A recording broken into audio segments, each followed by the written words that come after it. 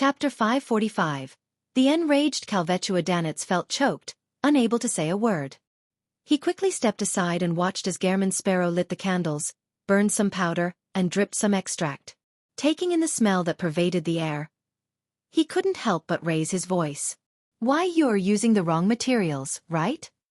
He remembered that the resistance didn't use things like full moon essence oil, slumber flower, or chamomile when sacrificing to the sea god. "It's not like you're praying to the Evernight goddess." Klein turned his head to look at him. Then he returned his gaze to the altar. "That wouldn't be an issue." As a professional who often offered and received sacrifices, he was very aware that the burning of extracts, essential oils, and herbal powder mainly had two uses. One was to help the ritual's host to better adjust his spirituality and enter the proper state, and the other was to please the corresponding deity, to please the target of the sacrificial object, and to increase the probability of a response. In this aspect, every deity had certain characteristics and preferences. This sacrifice, on the other hand, mainly relied on Calvetua's abnormal state of mind. It had gone completely crazy, and it thirsted for the gray fog's aura. Neither of the two could be missing, and everything else wasn't important. As long as the aforementioned two conditions were satisfied, pleasing Calvetua or not didn't affect the ritual. It neither increased the success rate nor would it increase the possibility of failure. It could be completely handled in a perfunctory manner. If Calvetua still retains its reason, and even if I were to strictly follow the requirements of its ritual, do you think it would respond to me? Klein silently lampooned and took half a step back, ready to start the most important part of the ritual. He thought for a moment, then without turning his head, he said directly, "Stay further away." "Me?" Instead of getting angry, Danitz was overjoyed. He quickly nodded. "All right, okay." He rushed to the door of the warehouse, planning to escape the moment something went wrong. Klein half closed his eyes, cogitating about the countless spherical lights that overlapped each other, and he quickly entered the proper state. He chanted softly in Elvish, adorer of the sea and spirit world, guardian of the Rörsted archipelago, ruler of the undersea creatures, master of tsunamis and storms, the great Calvetua. Your devoted servant prays for your attention. I pray for you to take this offering. I pray for you to open the gates to your kingdom. As he said the awkward sentences one after another, the sound of wind rose within the wall of spirituality, as if it was going to overturn everything. Klein's clothes fluttered in the wind as he took out another small metal bottle that he had prepared beforehand. He poured about 5 milliliters of the remaining 1,000-faced hunter's blood into the air. This was a material filled with spirituality. The strong wind sucked the drops of blood, howling as it drilled into the candle flame that symbolized sea god Calvetua. Without a sound, the candle flame burgeoned to form an illusory door. On the surface, there were symbols and magic labels. From the inside, the faint sound of crashing sea waves could be heard. Suddenly, all signs of movement vanished. There was only the sound of breathing that reverberated through the illusory door, as though there was something hiding behind it. Something massive that was suppressing its hunger with great difficulty. Huff, huff, huff. The sound of the loud, heavy breathing became clearer and clearer, to the point that even despite being situated at the door of the warehouse, Danitz still felt his scalp tingle. Bang! The illusory door suddenly opened, and something that visibly resembled a hurricane poured out. Amidst the sharp wailing sounds, Danitz felt the invisible wall of spirituality shatter. He discovered that he had been thrown into the air like a small boat in a storm. He slammed into the door, producing a dull thud. He fell outside the warehouse, his back scuffed from several wooden splinters. The scarlet fireball that he had instinctively condensed in his hand instantly dimmed and was quickly extinguished in the hurricane, like a candle that was about to burn out. While he was flying in midair, he saw what looked to be a bloody, gaping mouth appear behind the illusory door. It revealed milky white sharp teeth, which was slightly curved and longer than a human arm, as it madly smashed against the illusory door in a bid to enter the real world. Its beast-like howls first echoed inside the warehouse, causing Danitz to bleed from his ears and nose. Klein also flew up into the sky as a result of the hurricane, and his line of sight was immediately occupied by a bloody, forked, and massive forked tongue that burst forth with sparking lightning. His body was scorched black as it stiffened in the air. The forked tongue pierced through his body as it was reduced to ashes. Klein's figure appeared on the other side. His hat had fallen off, and his clothes were messy. He looked rather wretched. Fortunately, he knew that a situation would occur, and he knew that there was going to be danger. He had constantly been on high alert, and he didn't let down his guard as he used paper figurine substitutes just in time. At this moment, Calvetua, who was situated behind the unperturbed, illusory door, finally realized that its violent blows had no effect and stopped. It took a deep breath and caused the blue seawater to gush in from all directions. The water then collapsed into a whirlpool that emitted a terrifying suction force. It was so powerful that it could swallow a cargo ship. The iron cigar case on the altar flew into the vortex. The tiny cauldron containing some herbal ashes flew up and into the whirlpool. Many objects within the warehouse, along with the soil, were thrown into the whirlpool. Klein also flew up as he found it difficult to resist being thrown into the whirlpool. He tried to snap his fingers to ignite flames and leap out of the whirlpool's reach, but the suction force and the hurricane spoiled his plans. His figure suddenly became thinner, turning into a paper figurine. As the paper figurine fell into the whirlpool, Klein, who had emerged from another position, once again soared into the air, unable to extricate himself from the terrifying suction force. At this critical moment, he no longer hesitated. He made the black glove he wore on his left palm turn pale as it was tinged with a slightly dark green color. He activated Creeping Hunger, and he directly used Steel Mavadi's soul.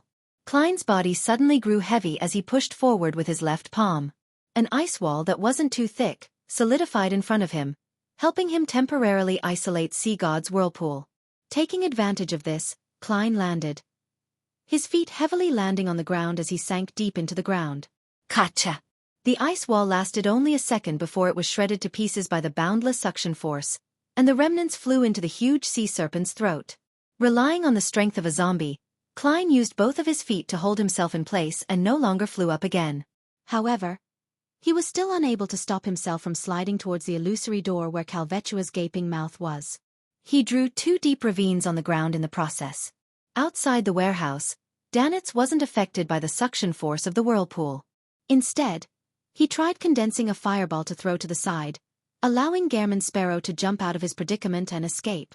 Unfortunately, the flames were extinguished again and again by the hurricane. As Klein drew closer to the illusory door, he could smell the stench of blood and decay. Right in front of him were milky white fangs that emitted a chilly air.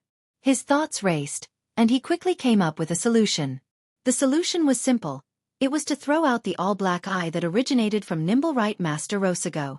Since you want to make a whirlpool in the sea in a bid to devour everything, I will make you consume another bottle of a Beyonder potion without any supplementary ingredients, as well as the mental corruption of the true creator. If that's the case, I don't believe that you, who's already on the verge of collapse, will be able to hold on. Klein gritted his teeth and reached into his pocket. Perhaps it had sensed his malicious intent, or perhaps it had lost its patience, but at this moment, Calvetua suddenly raised its head and let out a long howl, causing the seawater whirlpool in his throat to collapse and disintegrate into countless water droplets which sprayed out of the illusory door. Splash! Torrential rain fell in the warehouse, and a dazzling silver ball of intertwined lightning condensed in Calvetua's throat once again. With a boom, it spat out that lightning ball. Amidst the torrential rain, the silver ball of lightning transformed into streaks of stunning lightning bolts that quickly expanded outwards. It destroyed the frugal altar and occupied the entire warehouse. Sizzle. Klein's figure kept phasing in and out of existence amidst the sea of lightning. His body would char and turn into scraps of paper. Outside the warehouse, Danitz also suffered its effects. All his hair stood up as his body convulsed. After continuously using paper figurine substitutes and approaching his limit, Klein finally managed to withstand it until the lightning subsided. As for the illusory door, it was affected by the complete destruction of the ritual and quickly closed. Creak. Sea God Calvetua's hisses of indignation were isolated by the door. After a moment, the illusory door completely disappeared. The surroundings were in a wretched mess. Only a candle was left on the altar, weakly swaying its flame. Bang! Danitz leaned forward against the warehouse's wall, barely standing at the doorway. He tried to speak, but he couldn't stop convulsing. He could only express his grievance with his eyes. Gehrman Sparrow is really a madman. I can still remember the horror I experienced in Bansi Harbor, and I still have nightmares about it. Previously, when he was picking out items offered by the resistance, he attracted the curse of the sea god. I was so frightened that I almost ran away while on our journey back. This time, he even did some sacrificial ritual and nearly summoned Calvetua over. It was really extremely dangerous just now. Why does he love to take risks so much and enjoy causing major trouble?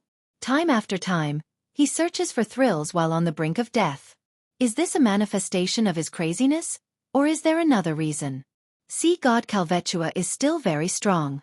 Even though it's on the brink of death, and there's the door of sacrifice in between us, it was still able to release a portion of its strength that could easily finish me off. As expected of a demigod that can fight against a sea king. Klein pulled his feet out of the ground and saw that his boots were in tatters. At the same time, he found that, regardless of it being due to luck or an inevitability, Calvetua had accepted his sacrifice, in all sense of the word. This was because the huge sea serpent had swallowed the iron cigar case which had been tainted with the grey fog's aura, and many other things while producing the whirlpool. In other words, I can try to locate its hiding place in the spirit world, but I'll have to wait for its death so that it can't interfere and resist my divination.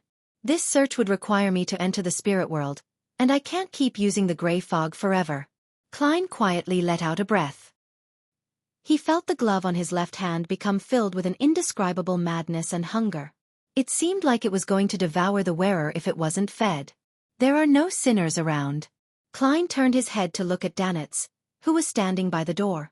Danitz's mind suddenly tightened. He felt as if he was being targeted by a monster and was about to become food for the other party. The hunger he felt at a spiritual level had made him tremble slightly. He yearned to immediately turn around and flee. Then he heard Gehrman Sparrow's indifferent voice. "Close the door from the outside." "All right." Resisting the residual pain from the electric shock, Danitz moved the door which had been sent flying open, barely closing the hold. Klein seized the moment to carry out a sacrificial ritual. He prayed to himself and responded to himself by throwing creeping hunger, that was about to lose control, above the fog. The mystical item that had frightened Danitz, so much so that he didn't dare to resist, immediately became docile, gentle, and tame. Chapter 546. Spirit World. Upon returning to the real world, Klein extinguished the candles, put away the remaining items, and carefully checked the situation in the warehouse. Luckily for him, the whirlpool of seawater created by Calvetua had completely wiped the area clean, leaving only the subsequent sprays of rain, the blackened patches from the lightning strikes, and sparse piles of ash, as well as the ravines produced by Klein's 2 feet. The traces are easy to deal with. I can get Danitz to use his fireball to wash the place later, disguising it as an internal strife between pirates. Klein nodded indiscernibly and pulled out one of the few remaining paper figurines. He shook his forearm and flicked his wrist.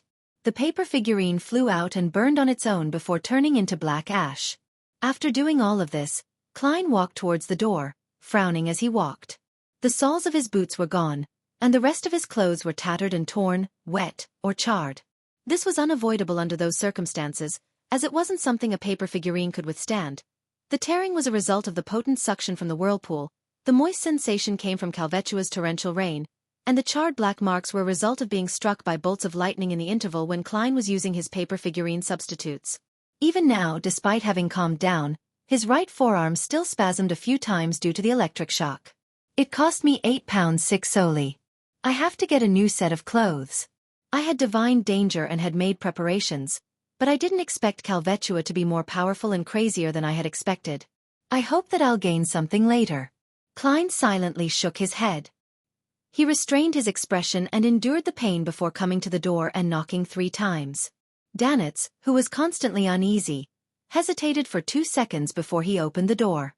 Discovering that Gehrman Sparrow had returned to his cold and reserved state, with him no longer emitting a hunger and madness that struck terror to his spirituality, Danitz let out a sigh of relief.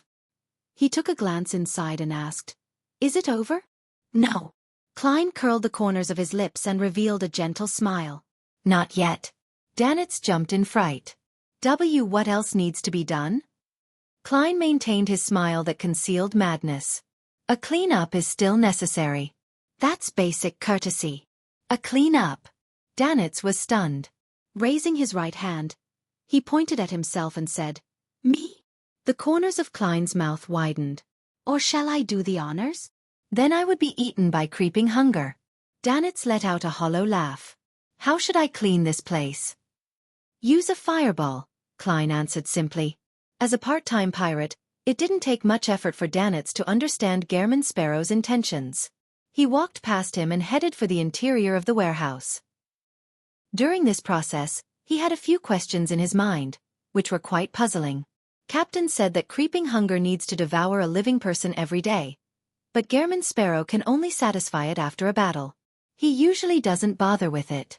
Besides, in that battle just now, Gehrman Sparrow had used Steel Mavati's ice powers. He didn't feed it after. Strange. What secret lies behind this? A seal of a certain level? Or, can it be that the organization behind him is capable of sealing creeping hunger? As Danitz cleaned the warehouse, Klein stood outside, looking up at the overhanging dark clouds, looking forward to what would happen next.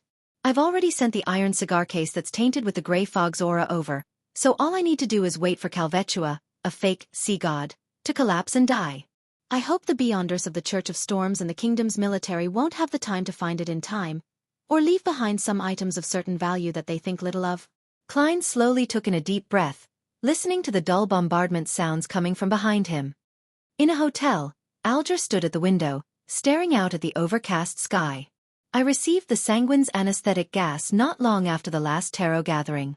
I was prepared to go out to sea to gather ingredients, but a week has passed, and I'm still stuck in Biome. The corners of his mouth twitched as he shook his head. First, there was the incident of the world-hunting Steel Mavati. It earned him quite a sizable amount of money, and then he had to wait for the reward. After that, when the reward was obtained, he encountered the breakdown of that sea serpent, Calvetua, and was ordered to search for the adventurers and archaeologists, Letitia and company. I heard that during the investigation yesterday morning, Letitia and the others were found. The mandated punishers and the military seem to have obtained some important clues, and quite a number of them went to Simeem Island. This is something that I'll never have dibs on. Alger retracted his gaze, pulled up his short robe that didn't reach his knees, and muttered to himself. Let it end as soon as possible. Once Calvetua was completely dead and the tsunami was no longer a latent risk, he could leave the harbor. After leaving the City of Generosity, Biome, he could work at advancing to Sequence 6 Wind-Blessed. As his mind whirred, Alger's heart skipped a beat and he turned around to look out the window. He saw the clouds high in the sky quickly dissipate, with a crimson moon quietly hanging in the sky. Klein slept until midnight, when he was suddenly jolted awake. He had vaguely sensed something. He rolled out of bed, went to the window, and pulled back the curtains. Crimson moonlight shone in, covering everything like frost. It was cold and dreamy. Klein looked out and saw that the clouds which hung low had disappeared. The bright crimson moon was high in the sky amidst the sparse stars. This means that the confrontation between the sea god and sea king has ended? Klein pondered for 2 seconds, retracted his gaze, closed the curtain, took 4 steps counterclockwise, and went above the gray fog. He sat at the end of the long mottled table, took out a gold coin, and began to recite a divination statement in a low voice. Calvetua is completely dead. After he repeated this 7 times, he flicked the gold coin and watched it leap upwards and tumble down. The gold coin landed in Klein's palm, and the king's head faced up. It meant a positive result. It meant that sea god Calvetua was completely dead. As expected, the ancient elven ruins on Simeem Island and the hiding place which Calvetua used to maintain its existence are closely connected. The mandated punishers and the military have just received the Book of Calamity, and since they only learned about the ruins for a little more than a day before Calvetua couldn't hold out much longer. I thought it could forcibly survive for 2 or 3 more days. Klein sighed and tried to divine whether the official Beyonders had already entered Calvetua's hiding place. Unfortunately, due to the lack of information, his divination failed, and he was unable to obtain any revelations. After thinking for a while, Klein changed his angle, undid his spirit pendulum, and began to divine if it was dangerous for him to search and explore Calvetua's hiding place. As this involved himself, he quickly received a conclusion. The topaz pendant was rotating counterclockwise at a not-so-fast frequency and low amplitude. It's dangerous, but it's acceptable. The danger is even less than the sacrificial ritual. Klein nodded gently, returned to the real world, and began his preparations for his operation. He locked the bedroom door first, then he arranged the ritual to summon himself. Once again entering above the gray fog, Klein picked up the Dark Emperor card and placed it inside his spirit body. All of a sudden, he turned corporeal as if he was of flesh and blood. The surrounding black fog stuck to the surface of his body and formed a majestic aura. It was as if he was entirely clad in physical armor, but on his head was a gorgeous pitch-black crown. Looking at the human-skinned glove on the table, Klein hesitated to put it on. Above the gray fog, creeping hunger was almost in a sealed state. It didn't dare to make any unusual movements, but once it left the area, the uncontrollable hunger would cause harm to its wielder, whether they were alive or in spirit body form. Amidst Klein's considerations was whether the Dark Emperor's high level could suppress the creeping hunger inside his spirit body and keep it normal. I'll give it a try. If it doesn't work, I'll end the summon and return here.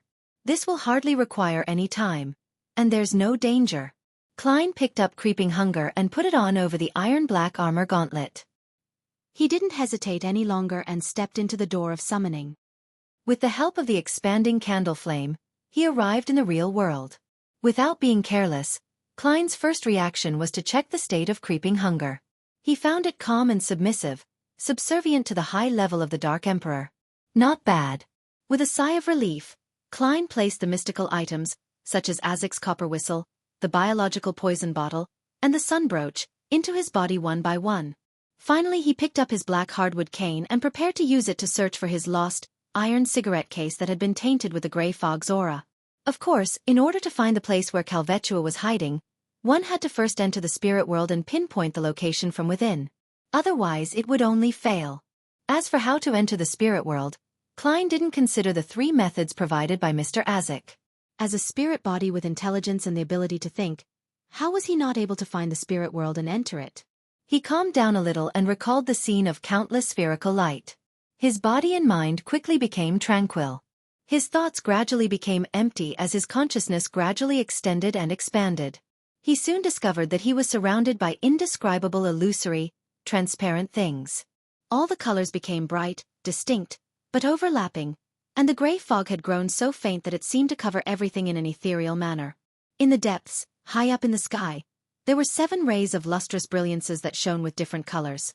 They seemed to possess life, and they contained immense knowledge. This was the spirit world. It completely overlapped with reality and was omnipresent. If I happen to encounter the mandated punishers or military personnel, I will immediately end the summoning and return above the gray fog. Klein took a step forward. After easily entering the spirit world, he felt his body become illusory. The black cloak behind him fluttered up slightly, and the hardwood cane in his hand stood upright. He said in a low, dignified voice, "The location of my unique iron cigar case." While chanting, Klein felt tense for a baffling reason. In the saturated and distinct colors of his surroundings, pairs of indifferent and eerie eyes glanced over. After repeating it 7 times, Klein released his grip and waited for the revelation. The black hardwood cane floating forward at an adequate speed which was neither too fast or slow. Klein followed it, flying through the real, the illusory, the strange and mysterious spirit world. Here, if he lost his bearings, it was very easy to end up completely lost and never be able to leave again. Of course, there wasn't a problem for Klein. If he really got lost, he could end the summoning and return directly to the space above the gray fog. Klein chased after the black cane, which was sometimes thrown and sometimes dropped, shuttling back and forth between distinct and overlapping colors. He passed by half-hidden spirit world creatures that couldn't be accurately described, and it was hard to know how far he had traveled. Suddenly, he saw an eye. It was round, with clear blacks and whites. The eye looked at him without blinking. There was no head, nor was there a corresponding body. Chapter 547. Priest. The huge eye, which had its blacks and whites clear, appeared translucent. It floated quietly behind saturated, overlapping colors. Klein couldn't tell if it was hostile or friendly. At this moment, Klein remembered a passage from the sites in the spirit world.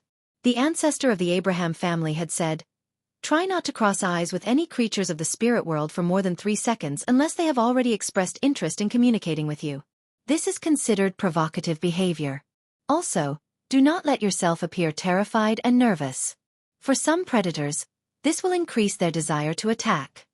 As the words flowed through his mind, Klein retracted his gaze and continued to chase after the flying hardwood cane in front of him, at a rather adequate speed.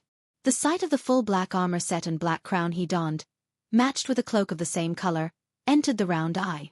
But the figure quickly passed by, disappearing far away. It didn't stir up the slightest change. In essence, the spirit world is a very dangerous place. If one isn't careful, one can encounter a terrifying existence at the demigod level. As Klein continued to make his way through, he realized that this place was truly chaotic. Although the 7 lustrous brilliances that could be used to mark his location remained high above, covering the sky, they could still be seen from time to time beneath his feet, to his left and right, and from the front and back. If not for his black cane, Klein wouldn't have been able to determine his bearings. Suddenly, through the faint fog of the void, he saw on his left, based on a normal human being's concept of left, a floating castle. It was entirely black in color. Its spire towered, and it was covered with vines, extremely reminiscent of a Gothic style.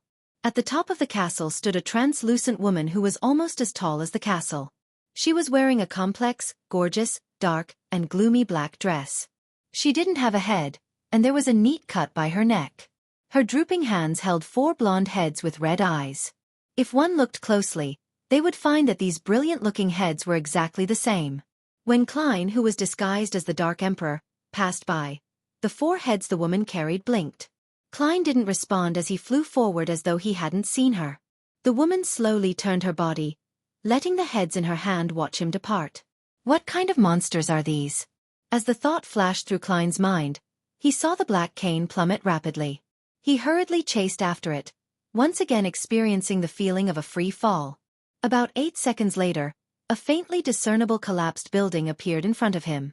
Outside of the building floated a spirit world creature which resembled a giant jellyfish.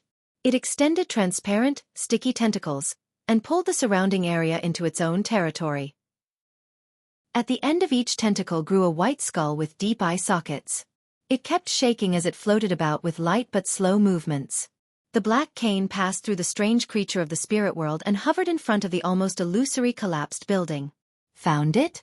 Klein was delighted at first before he solemnly glanced at the giant jellyfish that was waving its skull. He made preparations for battle, but he didn't attack immediately. Instead, he tried to emit the profound dignity that came with the high level of the Dark Emperor card. His eyes indifferently stared at the eye sockets that were deeply recessed. After 3 seconds of frozen silence, Klein said Ancient Hermes in a low voice. "Leave!" The tentacles supporting the skulls twitched twice. Then, the giant jellyfish slowly floated up, disappearing into the depths of the spirit world. This Dark Emperor card is still very useful.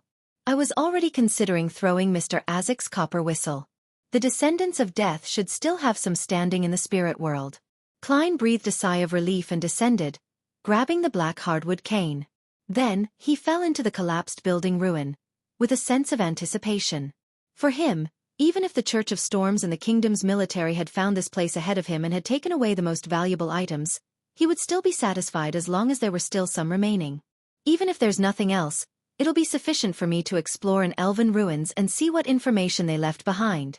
When Klein passed through an ethereal barrier that resembled a curtain, he felt the air around him suddenly become thick and heavy. A shimmering wave of light appeared around him, coming from the deep blue water that filled the area. At the bottom of the sea was an ancient, dark ruin.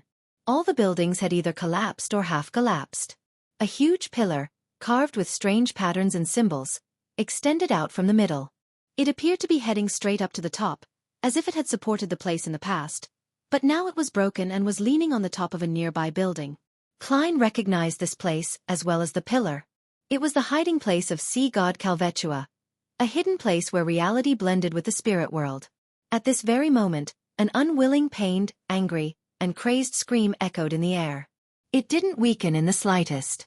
That scream was precisely the same howl of hatred that Calvetua had let out before its death. "It's really dead." Holding the black cane, Klein landed on the greenish-gray stone road in front of the ancient ruins. On both sides of the road stood pillars that were neither thick nor tall, and on them were also strange patterns that were different from the symbols and magic labels from before. At the bottom of each stone pillar, there was a figure sitting beside it. Some of them wore ancient robes, while some wore brown jackets that were fashionable nowadays. As soon as they sensed someone approaching, they raised their swords, axes and other weapons, stiffly but quickly. They turned to where Klein was, revealing their weathered grayish-black faces and their shriveled bodies which were devoid of any flesh or blood. Their eyes, feverish and numb, were fixed on Klein, who was wearing a black crown and black armor. Calvetua's devotees. However, This also means that the Church of Storms and the kingdom's military haven't found this place yet. Klein sighed and injected his spirituality into the sun brooch. He muttered a word in ancient Hermes, holy. He activated the sun brooch's holy oath, and through the corresponding word in ancient Hermes, he temporarily added a holy attribute to the damage he dealt with his attacks. Pah! Klein flicked his wrist and threw his cane. He bent his body slightly and charged towards the first sea god guard, who came rushing over. While running at high speed, Klein suddenly turned left and dodged the enemy's axe. He then swung his arm backwards and used his cane to draw a clear grayish-white crack on the enemy's body. Pure golden flames silently rose from within the crack, wrapping around the sea god guard and burning it until it was on the verge of collapse. Bam! Klein exerted strength into his feet and stomped past the enemy. Behind him, the completely desiccated sea god guard finally collapsed, turning into ashes within the golden flames. Tap, tap, tap. Klein bent his back, quickly moving forward, sometimes to the side, and sometimes diagonally as he passed by each of the sea god guards. At the same time, he brandished his cane, whipping, stabbing, cleaving and slashing, leaving different marks on the guards that resembled desiccated corpses. Tap, tap, tap.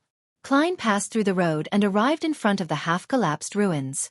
Behind his gently fluttering black cloak, the sea god guards bloomed into golden torches, lighting up the greenish-gray stone slate and the patterned pillars.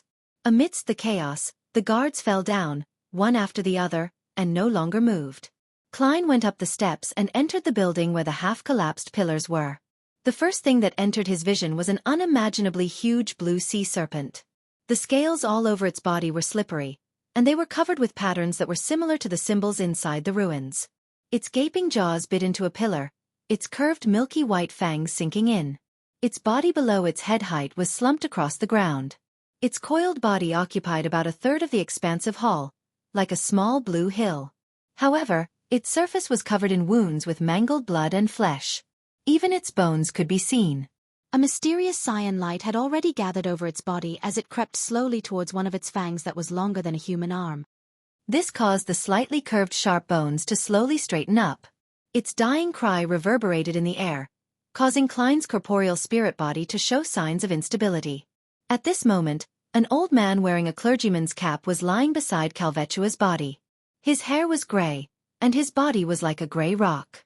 He stuck his face tightly to the serpent's body, making incomprehensible sounds from his throat. His actions were an unknown. Around the gigantic serpent's corpse were desiccated corpses. They were similar to the sea god guards outside, but they were even more bizarre. Their stomachs bulged to the point of rupturing. In addition, their mouths were stained with dark red blood and had strips of bluish meat hanging from them. The blue dots of light also leaked out from their bodies, rushing towards the white fang that was gradually straightening up. Before Klein could figure out what such a scene signified, the old man in the clergyman's cap, who was lying on top of Calvetua, stood up in a staggered manner and turned around. His eyes were flashing with a blue light. His mouth was covered in blood-red meat which he was using all his strength to bite into. In the place where his face had been stuck to, the snake's body was mangled. It was missing a lot of flesh and blood, and even its bones were almost visible. He was eating up the corpse of sea god Calvetua. This. Klein frowned, roughly understanding what was happening. After Calvetua's death, the priest and guards in the hall lost control and began to frantically devour its flesh and blood. At this point in time, the Beyonder characteristics had yet to appear completely. Calvetua's body still contained a large part of it, and many guards had problems with a potion overdose or conflicting pathway characteristics. They broke down on the spot and died completely. However, there were always people who were lucky enough to survive the sudden death, or there were those who lost control of themselves and became disgusting monsters, or those who directly skipped a few sequences and became a powerhouse, or those who became lunatics with distorted demonic powers due to the mixture of pathway characteristics. Regardless of which one it was extremely dangerous. Klein looked down from the surviving priest's face to see his belly bulging like a pregnant woman's. A strong burgeoning and contraction appeared there, resembling a huge heart. Chapter 548. Tricked to dealing with large creatures in the ruins that was filled with seawater and was half fused with the spirit world, Klein stood at the door of the central hall, wearing full-body black armor. Inside was the gigantic blue serpent's body that was being mutilated for food, and the old priest with his bulging stomach. The latter's skin was a grayish-black, as though it had become desiccated from prolonged exposure to the wind. His eyes flickered with an azure-blue glow as he stared intently at the guest, who wore a black crown, as though he was considering where he should start his meal from. Without any hesitation, Klein reached into his body with his right hand and took out a brown translucent bottle. Then, he stretched out his left palm and quickly unscrewed the lid before casually flinging the biological poison bottle to a corner of the hall. In this environment, which was half submerged under the sea, other than fire of light which could consume the undead and evil, no other flames could exist. Thus, it also limited two important powers of Klein's magician sequence. Therefore, he could only push his other advantages to the limit right from the very beginning. At the same time as when he threw out the biological poison bottle, Klein's left glove quickly became resplendent, as if he was reflecting the light of the noon sun. Around his body, the undulating seawater was stained with a golden color as it spread outwards, layer after layer. This was the priest of light's power from the creeping hunger, light of purification. The old priest who had eaten part of sea god Calvetua's body was certainly not civilized and polite enough to just watch Klein prepare for battle in a chivalrous manner. The blue light in his eyes suddenly bloomed, and his bloated belly once again swelled. Howl! An ethereal yet mournful sound came from his body, instantly covering the entire ruins. This voice was like the song of a nightingale, beautiful and also melodious at the same time. It was also cold and bone-piercing, one that penetrated right to the soul. Klein was frozen in place. Similarly, all his thoughts seemed like they had been blasted by extremely cold waves and instantly froze. The old priest's body swelled up in an instant, as if he was a resurrected Calvetua or a giant that had walked out of a mythical legend. One after another, blue slippery tentacles, all surrounded by silver lightning, emerged from under his ripped robe. They shot out and danced in the air, striking the stunned Klein. Sizzle! With a burst of silver light, Klein was sent flying before falling heavily at the doorway. The black armor on his body dimmed instantly and cracked, and he had subconsciously thrown the cane in his hand far away. His mind remained abnormally calm. In a situation where he was almost frozen, he didn't even have the thought of using paper figurine substitutes and had ended up taking on the blow head-on. If it weren't for the Dark Emperor card and Azek's copper whistle which were simultaneously reinforcing his spirit body, with him essentially being a sequence 6, he would have been seriously injured and even killed instantly. The tentacles surged over again and struck down. Klein, who was jolted awake by the electricity, agilely somersaulted away, barely dodging the attack. He glanced at the man's body. He turned around immediately and ran out the door without any hesitation. It was a determined and decisive action. Tap, tap, tap. As Klein ran and flew as though he was pathetically fleeing for his life, the old priest's silver lightning and shrouded blue tentacles were chasing him from behind in a bid to pull him back into the hall, but Klein would nimbly change direction, dodging with his agile movements and timely somersaults. Seeing that things weren't going as he wished, the old priest's belly expanded once again, and his cold voice resounded in the ruins. But this time, Klein was prepared. Although his body remained stiff and bogged down, it was soaked by the seawater before turning into a pile of soggy paper. At last, the old priest moved. With heavy but swift steps, he attempted to catch up to his enemy. The colossal figure rushed to the door, and the colossal figure slammed onto the collapsed roof and wall with a bang. The door here was originally large enough for a creature like Calvetua to pass through, but the collapse of the ruins and the madness of this sea god before its death had caused the place to collapse. The collapsed rubble left the door with an opening that was 2 meters tall and 1 meter wide. As for the old priest whose mind was clearly abnormal, he had slammed right into it, causing him to be stuck. Klein, who had been waiting for this opportunity, stopped and turned around. He half closed his eyes, straightened his back, and spread open his arms. A beam of golden light descended from the sky, pounding the old priest's body directly. Patches of his robe that hung over his body had ignited, and his grayish-black skin and flesh fell to the ground in chunks, melting and evaporating under the pure radiance. It was only then that Klein made out what the oddity in the old priest's belly was. The swelling was intense, especially in several areas, forming the complete outline of 2 eyes and a mouth. It was as if there was someone hiding inside the old priest's stomach, putting their face there in an attempt to escape. Bang! The old priest exerted strength with his legs which were covered by the black serpent skin, causing him to be thrown backwards from the collapsed door. Rocks were sent flying and the seawater surged. He finally broke away from the pillar of light, but most of his body was covered in hideous wounds caused by the collapse of his flesh. Even his face was filled with signs of melting. Tap, tap, tap. The old priest's blue tentacles flailed in the air, bringing with them silver lightning as they lashed at Klein from all directions. The face at his abdomen would occasionally make a sound that made the spirit body quieten down. Klein engaged in either running, somersaulting, circling, or calmly twirling around with his opponent. He would go in the opposite direction when his opponent headed in one, just like a wild dance between two people.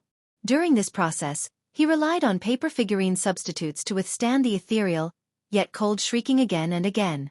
Occasionally, he would let out a roar and use a wraith shriek to agitate the old priest, forcefully interrupting the face in his abdomen from producing any sounds. Time passed, second by second, and the crazy old priest who had been keeping his hands down, suddenly raised them and pressed them against his stomach. He pulled with his arm, forcefully tearing the silhouette of the mouth into a gash. Blue pus gushed out of it as a dense array of sharp teeth grew out. With another roar, the seawater around him gushed towards the mouth, forming the terrifying whirlpool that Calvetua had previously created.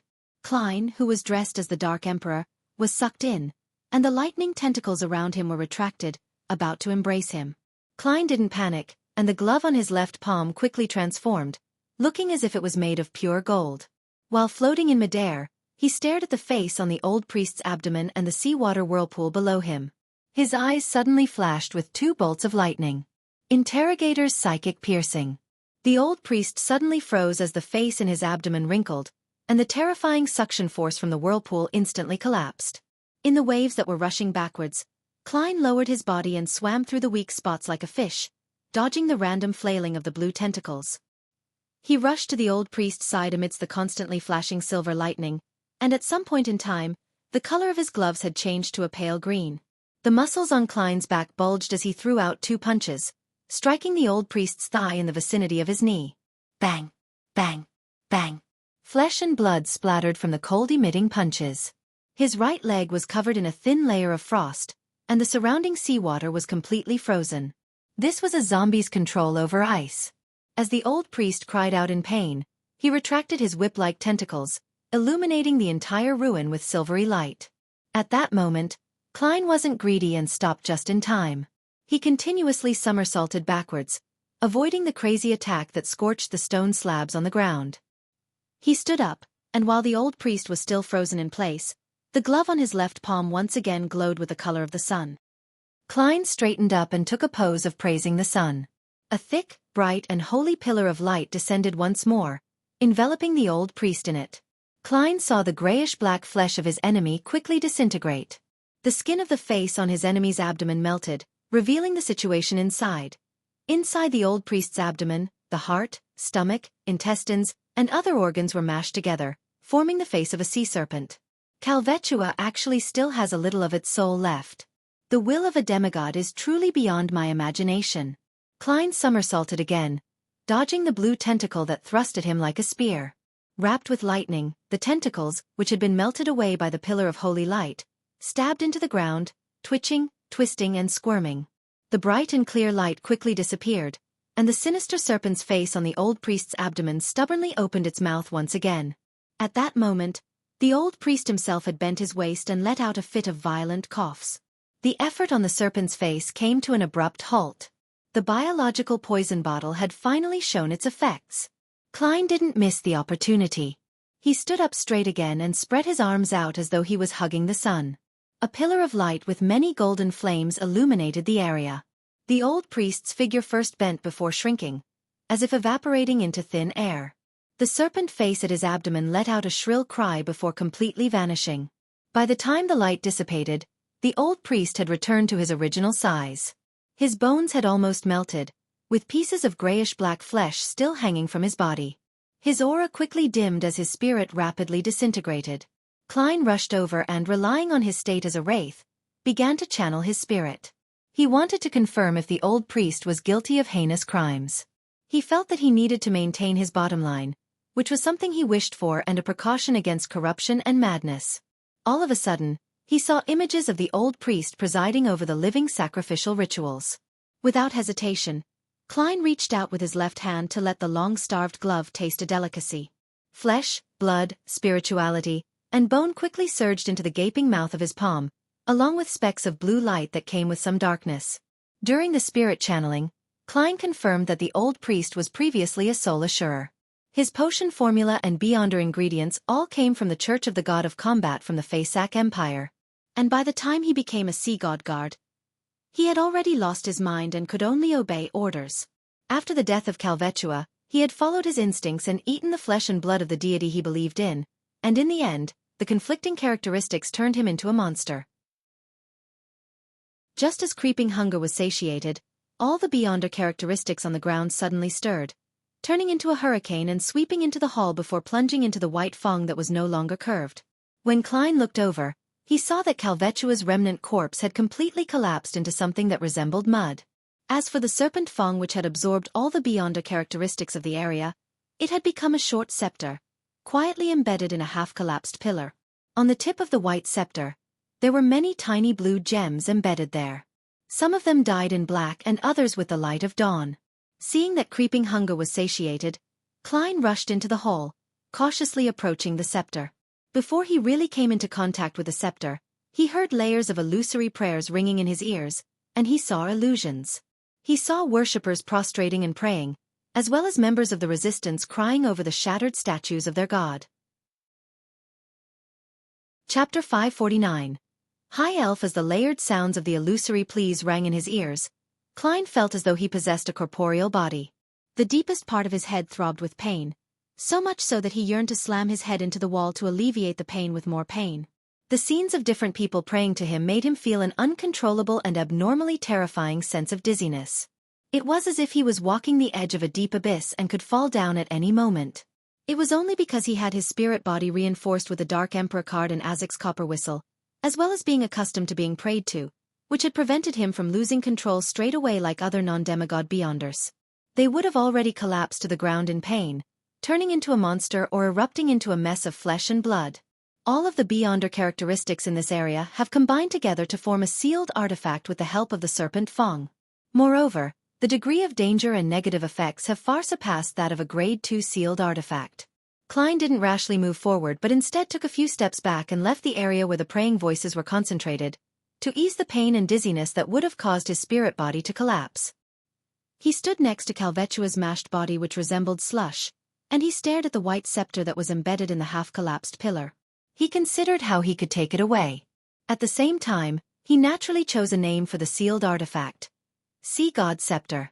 Yes, from the feelings and reaction just now, I can barely get close to it and pull it out, but I can only last a few seconds.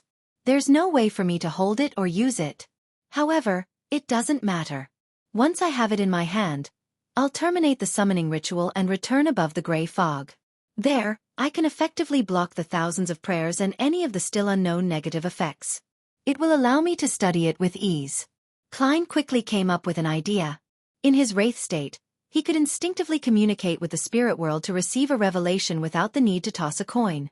His spiritual intuition told him that doing so wouldn't be too dangerous. After making up his mind, Klein began to clean up the mess and take the opportunity to see what he could find in the ancient elven ruins. He first headed to the corner and picked up the translucent biological poison bottle, screwed the lid back on, and stuffed it into his body. Then, he turned around to find an iron cigar case that was half hidden beneath the slushy remains of Calvetua. I thought it had been swallowed by Calvetua and corroded into dregs. Klein clicked his tongue in wonder and quickly walked over. Because he had been left feeling numb from the discharged electric currents from the seawater, he raised his right hand, allowing the iron cigar case to float slowly in the air before landing in his palm. Klein glanced around and saw that the surface of the iron cigar case was covered with corrosion marks. However, it was still barely usable. As for the other items that were sucked away by the seawater whirlpool back then, there were no signs of them. The aura of the gray fog made Calvetua uncomfortable, so it vomited it out right away. Or has this iron cigar case undergone some sort of mutation that makes it not prone to corrosion, allowing it to survive until Calvetua died? Amidst his puzzlement, Klein placed the cigar case into his body, planning to study it after he left. Under such circumstances, he was in a race against time. He couldn't afford even the slightest delay, because Klein didn't know when the Church of Storms and the kingdom's military would find this place. He walked around the half-collapsed pillar from a distance and entered the rear of the hall which had almost completely collapsed. There should have been many murals here, but with the destruction of the walls, they had all disappeared. Klein flew all the way to the end before seeing about a third of an exquisite throne being buried by stones and pillars.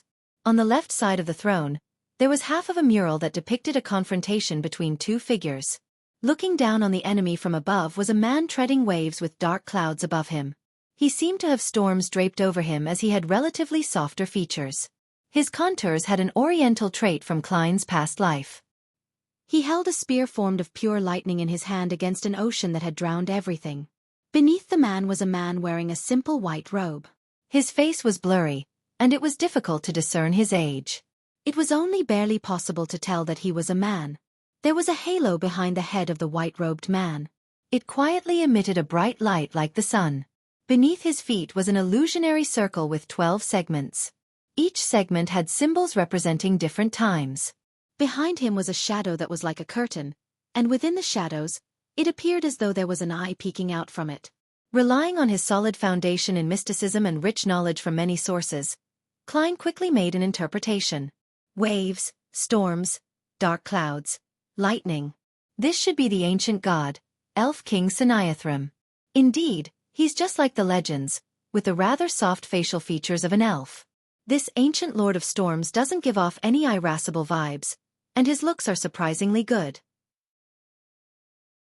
Heh, this is a mural in an elven ruin, so it's normal for them to beautify their own deity.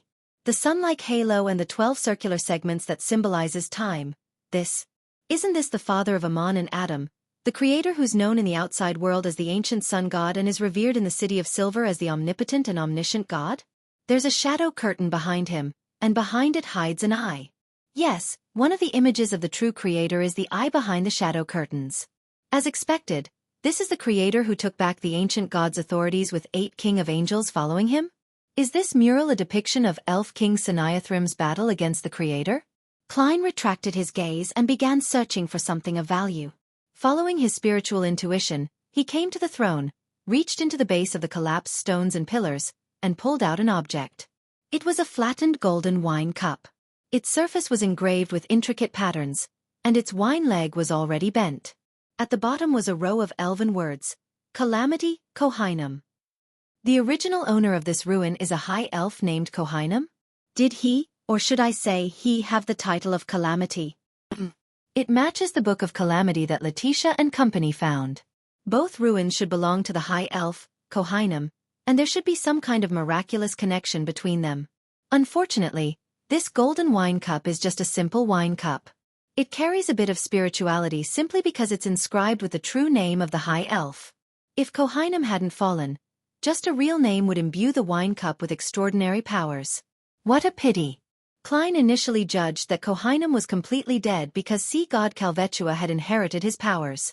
However, Klein couldn't be too sure, because despite it being hundreds or thousands of years later, the Book of Calamity still had the quality of driving Letitia, a beyonder whose sequence wasn't too low, to lose control. Furthermore, it doesn't seem like it's something sea god Calvetua was capable of. Could the high elf, Kohainam, have the ability to split his beyonder characteristics? Calvetua only inherited a portion. Most of the remaining beyonder characteristics is the source of the Book of Calamity's unique quality. Kohainam is dead, but he hasn't completely perished? Of course, Calvetua, who swallowed Kohainam's beyonder characteristic, was just a beast without intelligence. No one knows what happened at that time. Perhaps some of the characteristics were lost and formed a sealed artifact.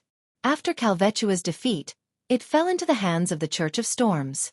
Yes, I'll ask Little Sun via the world at the tarot gathering next week. He should know who Kohainam is. Actually, there's no need to ask. He'll be offering 2 pages of ancient god legends. Perhaps there might be a detailed description of high elves next time. After thinking it through, Klein stuffed the wine cup into his body. After all, this was made of gold, and even if the high elf Kohainam wasn't dead and had some sort of connection with the wine cup, the gray fog could still block him out. After a thorough check, and seeing that there was nothing of note, Klein quickly flew back outside and picked up the black hardwood cane before wiping out any traces of the battle. Then he took out a paper figurine. With a casual shake, he threw it into the seawater, causing it to quickly turn soggy before reducing to dust. The earlier parts can be interfered with, but I won't have the time or opportunity for the rest. Luckily, I am now disguised as Dark Emperor. As for the remains of Calvetua, his flesh no longer have any value, and his bones are too heavy. It might affect my ability to wield the sea god's scepter. With the help of cogitation, Klein stabilized his state and quickly flew towards the white bone staff on the half-collapsed pillar.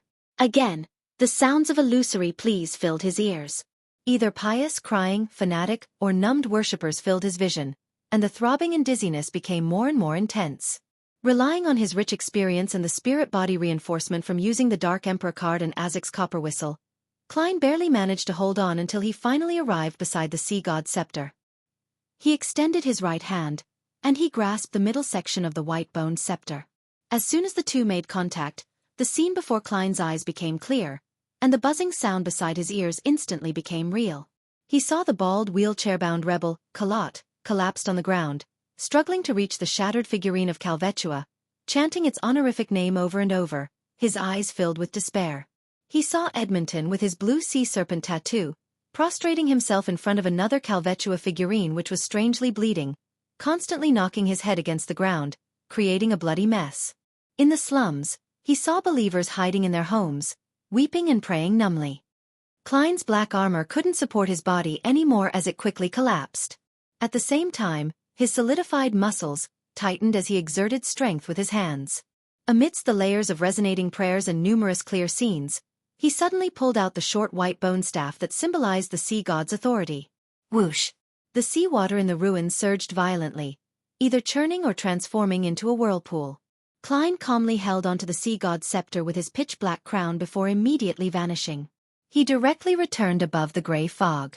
When the familiar towering palace entered his sight, the sounds of praying and the hallucinatory scenes in front of him had already disappeared. Sitting on the high-backed chair belonging to the fool, Klein lifted his right hand and examined the sea god's scepter inlaid with blue gems and stained with some darkness and the light of dawn. Countless points of light floated around the sealed artifact. Each point of light seemed to correspond to a praying believer. This caused the milky white body of the scepter to glow with psychedelic and holy streams of light. At this moment, Klein felt like this scepter was the true body of the sea god. Chapter 550. The negative effects of the sealed artifact. After some wrestling with the sea god's scepter, Klein gained a preliminary understanding of its powers. It could create tsunamis, create hurricanes, produce torrential rain, and bring forth lightning. It could allow a person to fly in the sky and roam the seabed with almost no restrictions. It was nearly indestructible and could be used to smash an enemy's head in. It allowed the wielder to never get lost without the existence of any other powerful factors. It would provide an unimaginable level of balance, drive many sea creatures to do one's bidding, respond to prayers from believers, and also allow the wielder to obtain the same kind of strength as a sea monster. It was equivalent to making the wielder the ruler of an entire expanse of the sea.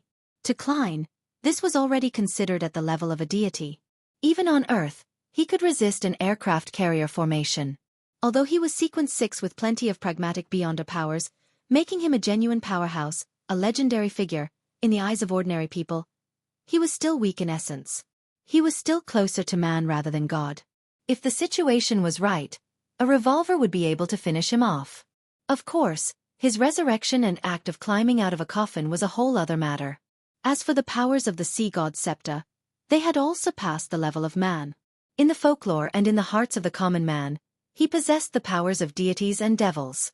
No wonder beyonders are called demigods from sequence 4. They truly are more like God than man. Klein silently sighed with emotion, and then he made a self-deprecating comment. If I use the sea god's scepter under normal circumstances, I can already be a high-ranking deacon of the Nighthawks, becoming one of the 20-odd people with the most power in the church. If Ince Zangwill didn't have 0-08 and was at sea, I could immediately seek revenge on him. There might even be a small chance of success. But can I use the sea god's scepter normally? No. Klein had already discovered that the negative effects of the sea god's scepter were staggering. In the Church of Evernight, it could easily obtain the evaluation of a Grade 1 sealed artifact, and countless researchers would have to die to figure out the best sealing and usage methods. The sea god's scepter had a total of 3 negative effects. First, it made the wielder irritable, making them prone to anger and turning rash as a result. Second, it periodically froze all thoughts of biological creatures in a certain range before draining their blood, including the wielders. As for how huge the range was and what the exact period was, Klein, who wasn't a professional researcher, couldn't give a precise description. He could only give a rough estimate that the range was from 600 meters to 1 kilometer, and the period was 20 minutes to 35 minutes. Third, it would gather and display the prayers of worshippers, both audio and visual. This very easily caused a non-demigod wielder, who had a lacking spirit, to break down and lose control. The first negative effect is still alright. If I were to only use it for a short period of time, the anger and irritation would still be acceptable. To put it simply, I'll just end things rashly with such a powerful sealed artifact. For the third, there's actually a way to avoid it. The sea god's response to its believers must have a distance limitation. That is to say that beyond the Rørsted archipelago and the nearby sea regions, there would be no signal, so one wouldn't be influenced by it. Yes, if it's constantly placed above the gray fog, I believe this can break the distance limitation. The prayers' voices and scenes would be screened, turning into points of light. It wouldn't affect me in any way. I can then choose whether to reply, who to reply to, and how to reply. And when replying, I can use the powers of the sea god's scepter. The biggest problem is the second one. I myself am fine. As Dark Emperor, I'm considered a wraith. I wouldn't have blood, so there's no need to be afraid of being sucked dry. However, the surrounding creatures will be in trouble. After all, it doesn't distinguish between friend and foe. Besides, the frequency is quite unpredictable. It's impossible for me to first discuss with the enemy when I encounter danger about changing our time and place. Klein carefully thought about certain scenarios of him using the sea god's scepter, but it all depended on the environment and accurate judgment, so it wasn't very feasible. Phew.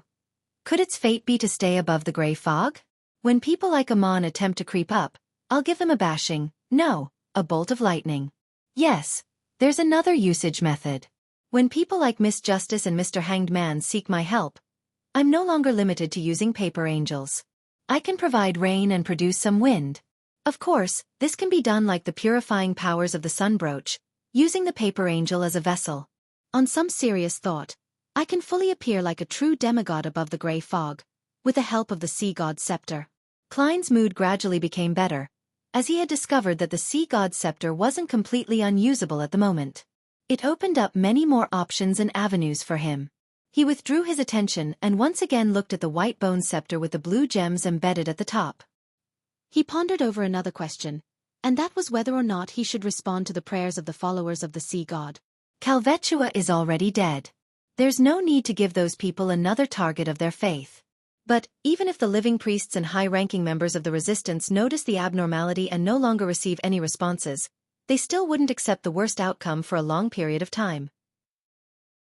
People will often hold out hope and are accustomed to comforting themselves and hypnotizing themselves. This is especially the case when they're in a perilous situation with no hope to be seen. Just like the City of Silver, after 2,000 years, they're still consecrating the Creator, believing that they had been abandoned and that they would receive a response one day. That is to say that the fervent believers of the sea god will not stop their live sacrifices just because they didn't receive a response, being unconvinced that Calvetua has already perished. Instead, they will become worse, hoping to gain the favor of their god. Without years of promotions and setbacks, it will be difficult for them to realize the truth. Without the support of a native deity like Calvetua, the resistance would probably fall entirely into Faceax or Intis's camp. At that time, they would most likely be driven to do inhuman things, such as attacking places where civilians gather, or to make children who still retain their innocence act as meat shields. I need to give them some guidance. I need to tell them what the correct way of practicing their faith is, but I should only help them without burdening myself. I'm not responsible for saving their fates. Klein gently rapped the edge of the long mottled table and suddenly chuckled. Wasn't I supposed to act? Sea god Calvetua is quite a good target. I wonder if I'll get any feedback with the gray fog's interference. Heh, I have to give it a try to figure it out. Klein quickly made his decision, feeling strangely refreshed. He deliberated for a moment. First, he conjured a necessary scene, then he held onto the sea god's scepter, spreading out his spirituality before touching one of the points of light. In a hidden cave in the forest of Blue Mountain Island, the bald rebel, Kalat, fell from his wheelchair, his eyes filled with despair and confusion as he crawled towards the shattered figurine of Calvetua in front of him. He vaguely sensed something, but he was unwilling to believe it. This meant that all of his persistence, all of his sacrifices, and all of his pain would become meaningless. No! He screamed silently as he constantly muttered the honorific name of sea god Calvetua in an attempt to get a response from the deity. With his elbows on the ground, his fingers reached into the soil as he moved towards the front of the shattered figurine 1 inch at a time.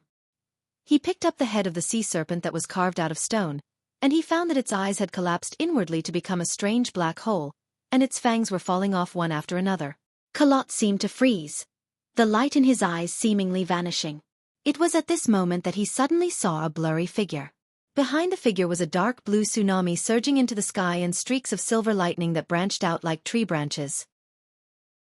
Amidst his shock, Kalot instinctively lowered his head, an unimaginable sense of joy surging inside him. He saw that the figure's feet were surrounded by waves, and there were hurricanes swirling around him. The figure was majestic and holy, high and almighty. Then, he heard a calm and magnificent voice. "I have returned." As his voice echoed in the air, Kalot teared up for some inexplicable reason. 10 minutes after Klein left the bottom of the sea ruin which was half merged with the spirit world, the seawater that filled this place suddenly churned and flowed backward. In just 20 to 30 seconds, the inside of the elven ruin was so dry that it resembled dry land. A fresh hurricane blew in, bringing in breathable gas. One figure after another descended from the hurricane, and leading them was a tall and brawny middle-aged man. He appeared to be in his 40s with a face with firm and deep lines, his accentuated muscles filled with loose storm priest robes. He was none other than the Church of Storm's cardinal, Archbishop of the Roarsted Sea, high-ranking deacon of the mandated punishers, Sea King John Cotman. He had a pair of deep blue eyes, and his hair of the same color was twice as thick as a normal person's. They were like small worms or tentacles. Behind John Cotman were a number of mandated punishers and military personnel. They examined their surroundings expectantly and cautiously, not letting their guard down because of the demigod's protection up ahead. At this moment, they heard a snort, and they were immediately swept up by a hurricane, arriving at the doorway of the ruin in one fell swoop. They saw a huge sea serpent reduced to a sludge of flesh and blood, with its bone exposed. Other than that, there was nothing else. "Who is it?" John Cotman suppressed his anger and growled. As he shouted these words, a sea wave crashed down from above.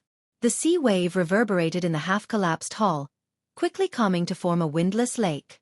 The surface of the lake reflected the scene from before, an indiscernible figure pulling up a short white staff inlaid with blue gems, causing the sea to churn and the ruins to quake. John Cotman took a deep breath and turned his back to the crowd. "Find him." At that moment, Klein had selected a dozen or so believers to respond to, each of whom was relatively important, mainly by giving out a new covenant.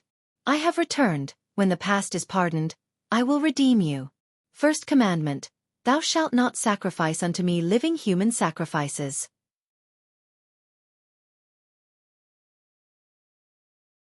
Chapter 551, The 10 Commandments, Second Commandment. Thou shalt not use my name in vain. Third Commandment, thou shalt have no other gods before me. Fourth Commandment, honor thy father, thy mother, and thy children as you love me. Fifth Commandment, thou shalt not commit adultery. Sixth Commandment, thou shalt not kill the innocent. Seventh Commandment, thou shalt not bear false witness, frame, or violate contracts. Eighth Commandment, serve me with your heart, not with your offerings. Ninth Commandment, those who have committed lesser wrongdoings, first atone for your sins before seeking forgiveness. 10th Commandment, honor my name by helping your compatriots and companions. One commandment after another echoed in the ears of the bald rebel, Kalot, causing him to completely prostrate himself. He held his head close to the ground, uncontrollably trembling slightly with reverence, fear, and excitement. As a mid-sequence beyonder, a rebel who had once been educated in the Faesak Empire, he had sufficient insight to understand that the worship of the sea god was based more on fear of powerful forces, fear of the fearsome natural risks that mankind faced, and many rituals that retained primitive bloodshed, a backward faith that reveled in inhumane and uncivilized practices, something that would be eliminated sooner or later. However, the faith he had developed since he was young had made him afraid to go against the divine revelation. He could only bury the idea of modifying the ritual process deep in his heart and avoid the parts which conflicted with his own wishes as much as possible. Now, The sea god's sudden change left him extremely delighted.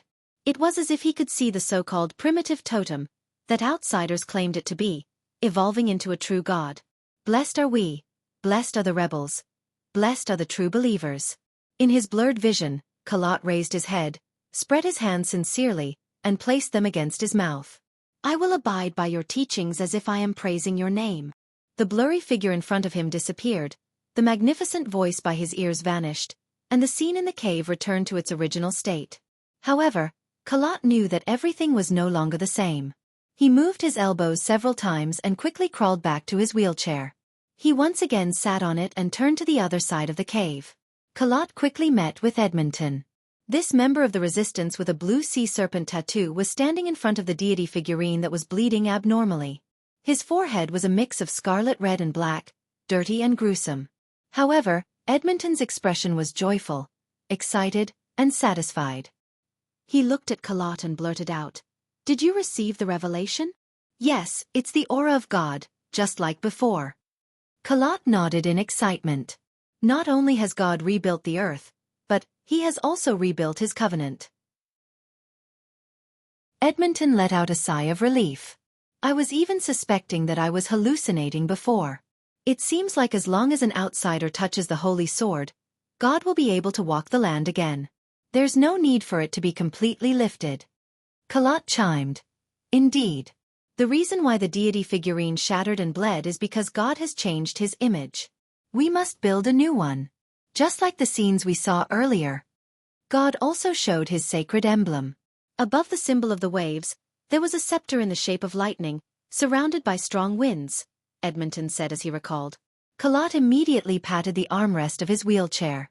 Let's find the high priest right now. He should have also received the revelation. We will usher in a new world. Above the gray fog, Klein put down the sea god's scepter and rubbed his temples in exhaustion. He had noticed a problem earlier. The sea god's scepter could respond to ritualistic magic, which meant that it could provide a certain amount of strength to help the worshipper complete the ritual and achieve their goals.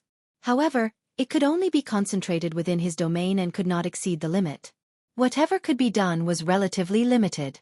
For example, the Evernight goddess could use a method of influencing fate to let her believers naturally obtain the money they needed and pay their debt. As for the sea god's scepter, it could at most produce fake money on the altar, and after a while, it would become ineffective and return to its true form. This is the difference between a false god and a true god. Besides, apart from the gray fog, as long as it fulfills the procedure and prayer, the sea god's scepter is capable of automatically responding to ritualistic magic, unless it will use up more than half of its power in one go. This might be why the steps to ritualistic magic are extremely important. Above the gray fog, prayers will be screened, reduced to points of light. The sea god's scepter is unable to automatically respond, hence, requiring me to manually handle them. This makes it relatively troublesome. It's impossible for me to stay here all day. Of course, there's also a benefit to it.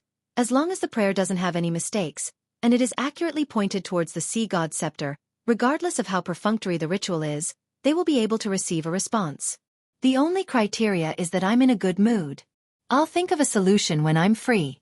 I'll make it so that even if the sea god's scepter is above the gray fog, it will be an automated answering machine. Produce a paper angel? That's useless, as it doesn't have any soul injected into it.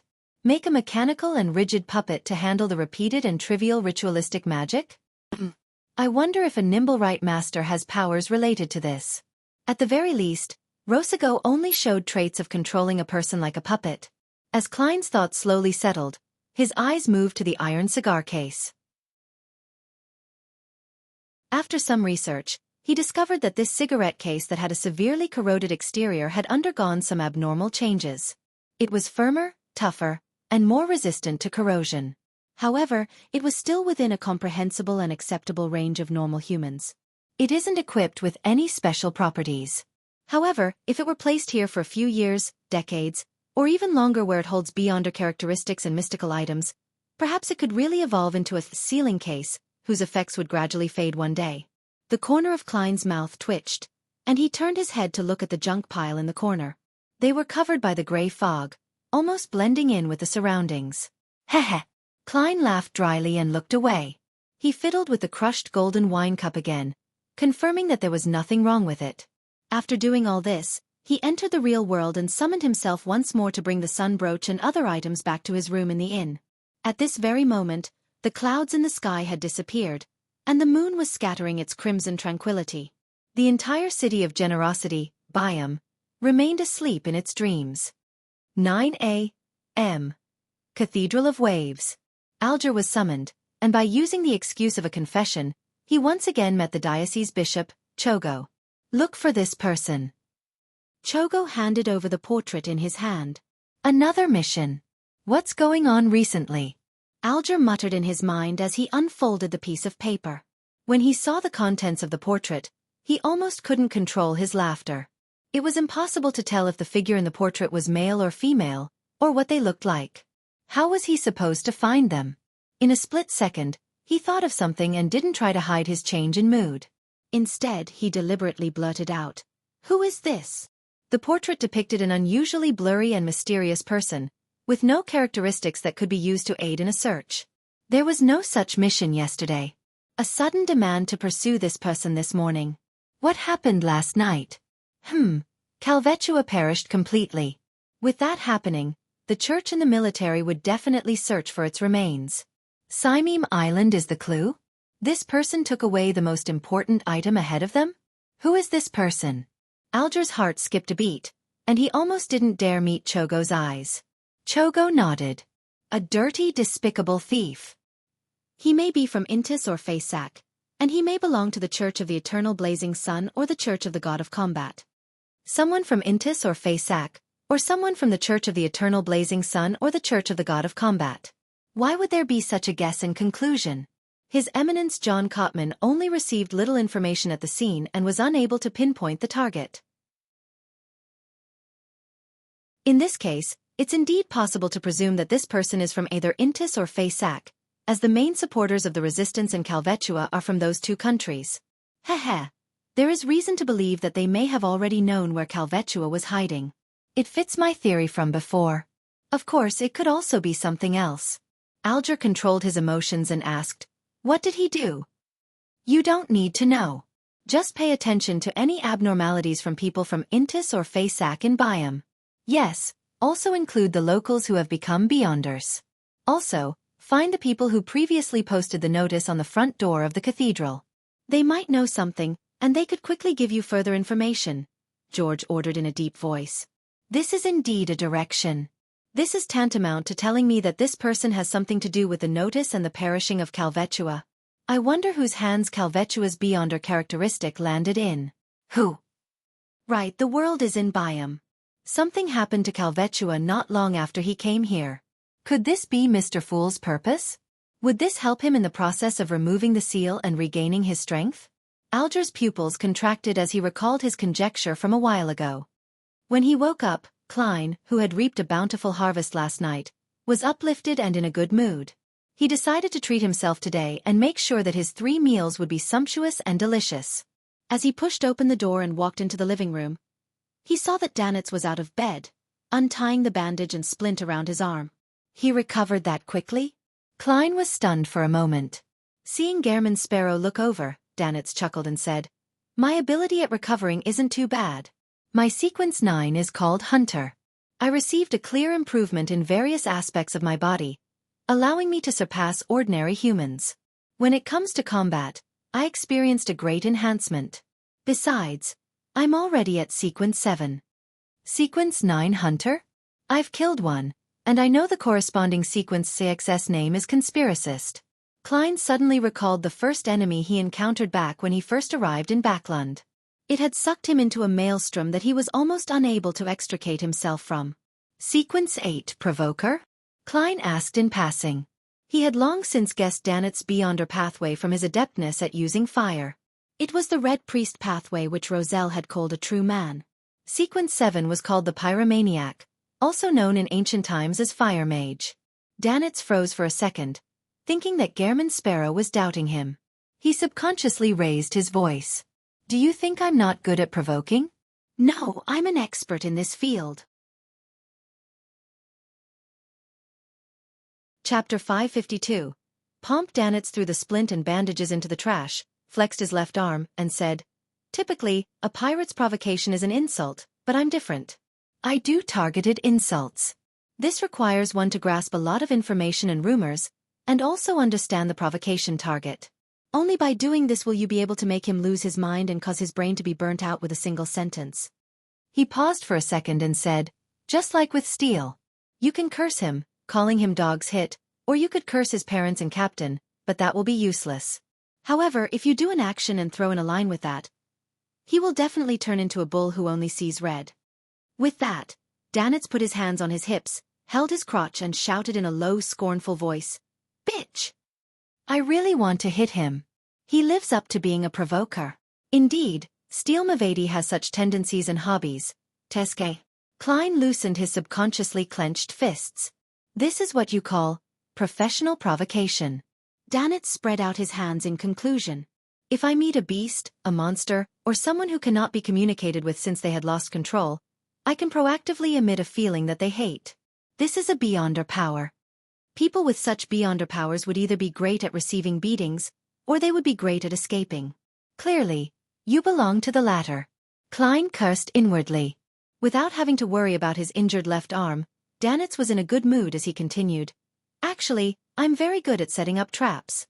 It's a pity that you didn't agree with my plan when hunting Steel Mavati." Klein resisted the twitching of his mouth as he calmly replied, "You still have a chance." "What chance?" Danitz asked out of curiosity. "A chance to set up traps for beyonders such as Steel. One by one, I'll introduce you to them." Klein smiled. Danitz was momentarily at a loss for words. He knew very well that traps were often ineffective against a man who wasn't afraid of guns, projectiles, fire, or water. Danitz let out a hollow chuckle and turned to look out the window. "The weather has cleared up. Does that mean that the serpent, Calvetua, is dead?" Klein answered tersely without hiding the truth. Danitz exhaled, hesitated, then said, "Regardless, after this city-wide sweep, few pirates will dare come to Byam for some time. This will definitely include Admiral of Blood. Your plan of hunting him with Captain might have to come to an end. The Sonia Sea is so big, so it's very difficult to find a fleet that intentionally hides their whereabouts. Moreover, they can head for the Fog Sea, Berserk Sea, North Sea, and Polar Sea. If it was that easy to kill a pirate admiral at sea, the church and the military would have done it a long time ago. Let me return to the Golden Dream as soon as possible." Danitz lampooned under his breath. "Don't worry, I have a way, and this will be your job." Klein asked without batting an eyelid. "What's your captain's opinion?" He had already spent £12 to obtain a radio receiver through furs, but he had been too busy with matters regarding the sea god to bother with it. Hence, he hadn't taken it out from the junk pile above the grey fog to bring to the real world. Meanwhile, Klein had received the money from Miss Justice and Mr. Hanged Man, raising his fortune to £7,085 and 5 gold coins. A wealth at this level was enough to buy a rather large and productive manor anywhere. If it wasn't for my revenge and my hope of finding a way back to Earth, I could have already retired. Klein thought in satisfaction. "Captain's opinion."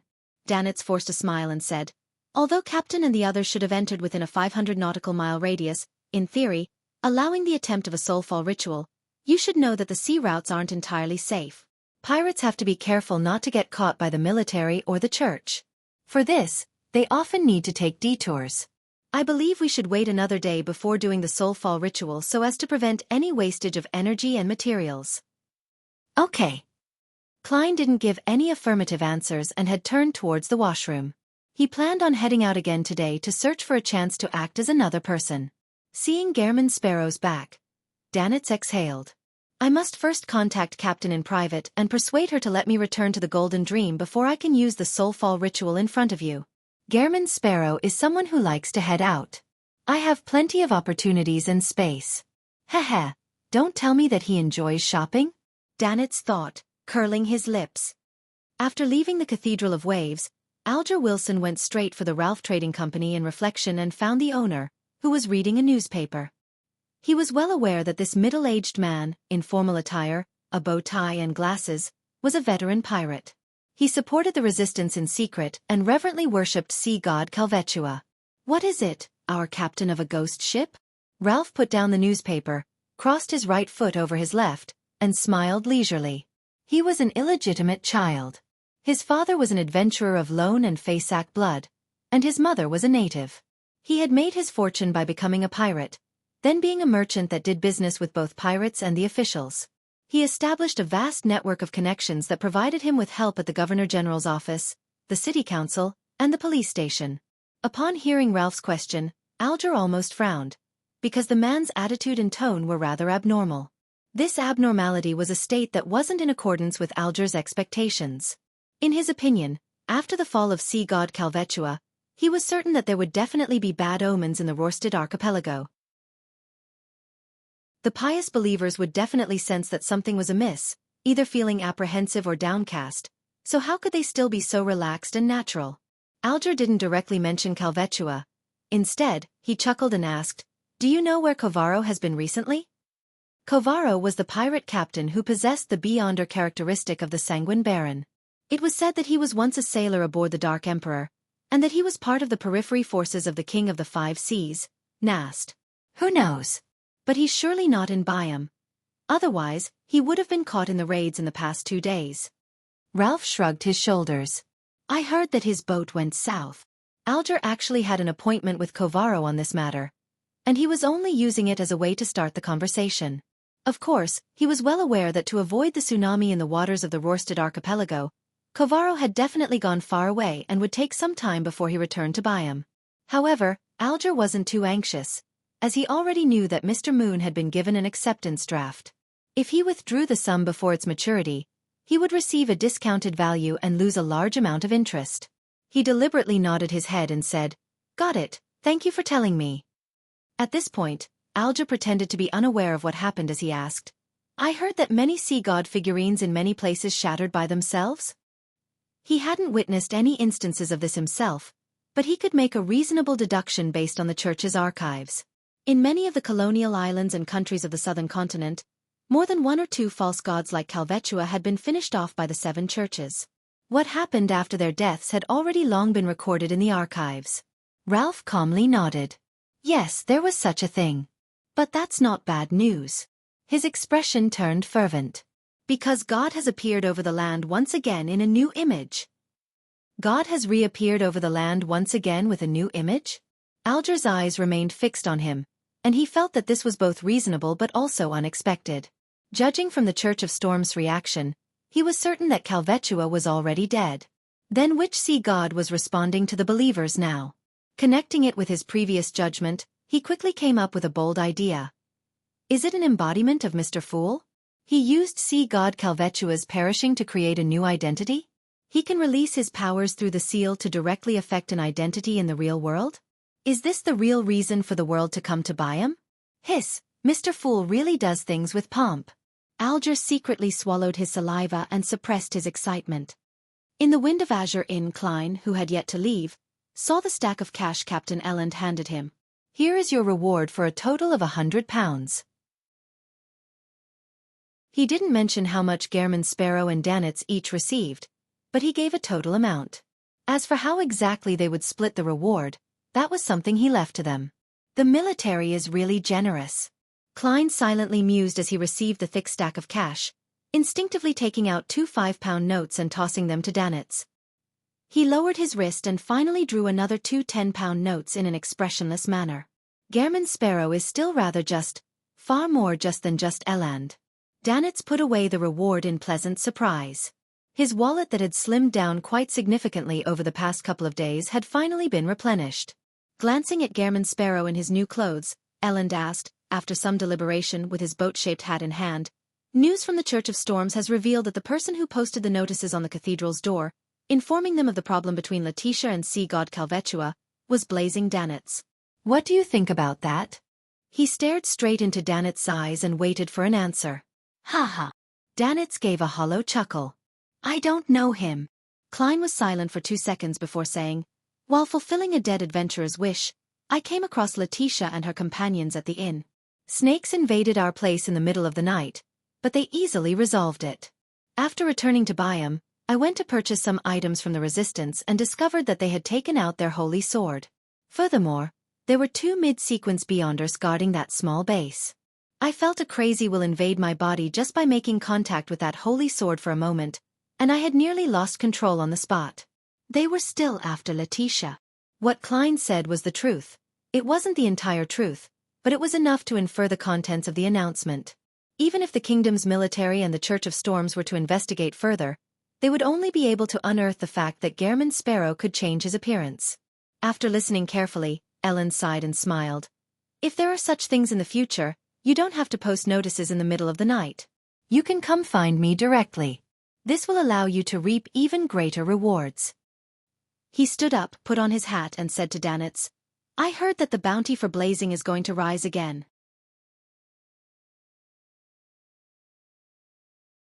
Chapter 553. Danitz's Hard Work Bounty. The muscles in Danitz's cheek twitched as he forced a smile, pretending that he wasn't blazing and that he didn't care. When Ellen left, he turned sharply to face Gehrman Sparrow and said, I think we should move to another inn.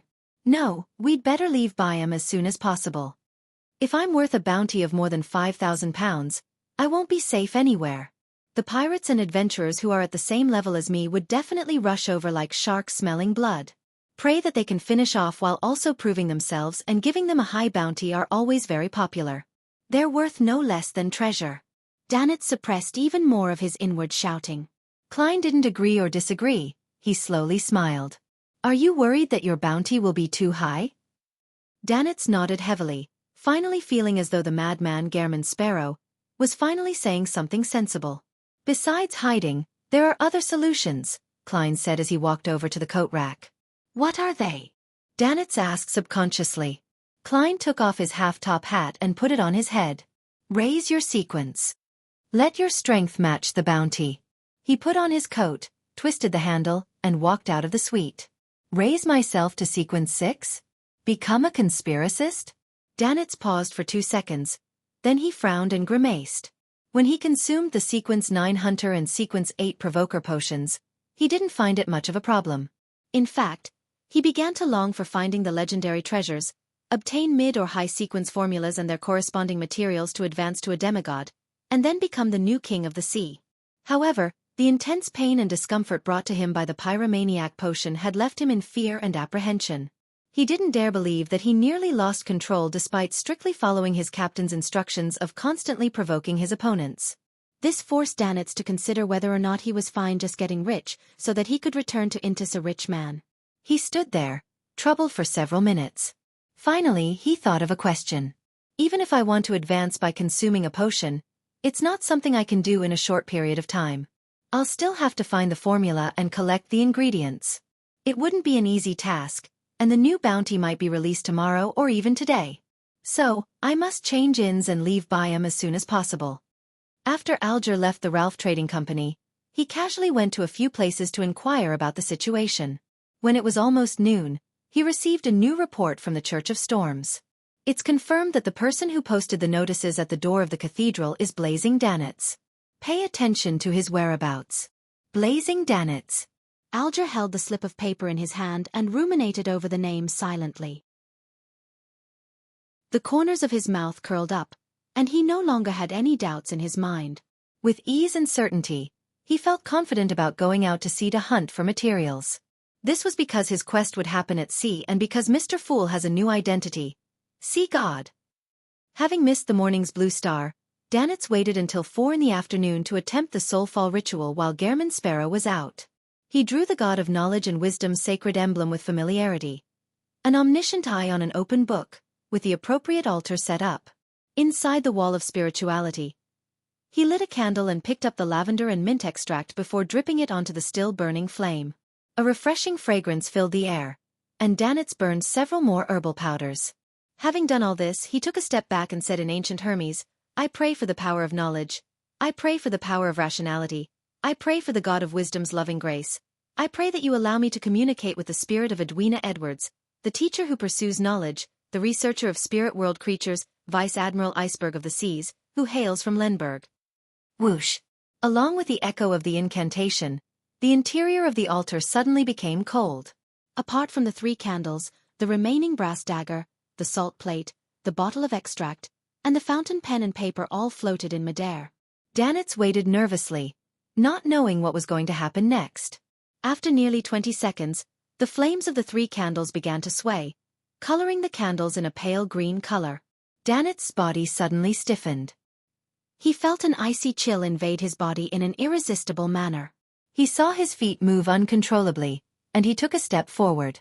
He saw his left hand rise and grab the black fountain pen and a piece of white paper. He saw himself bend over with a pen in his left hand, quickly writing, "Is there something?" The words were exquisite and artistic, very different from Danet's own style.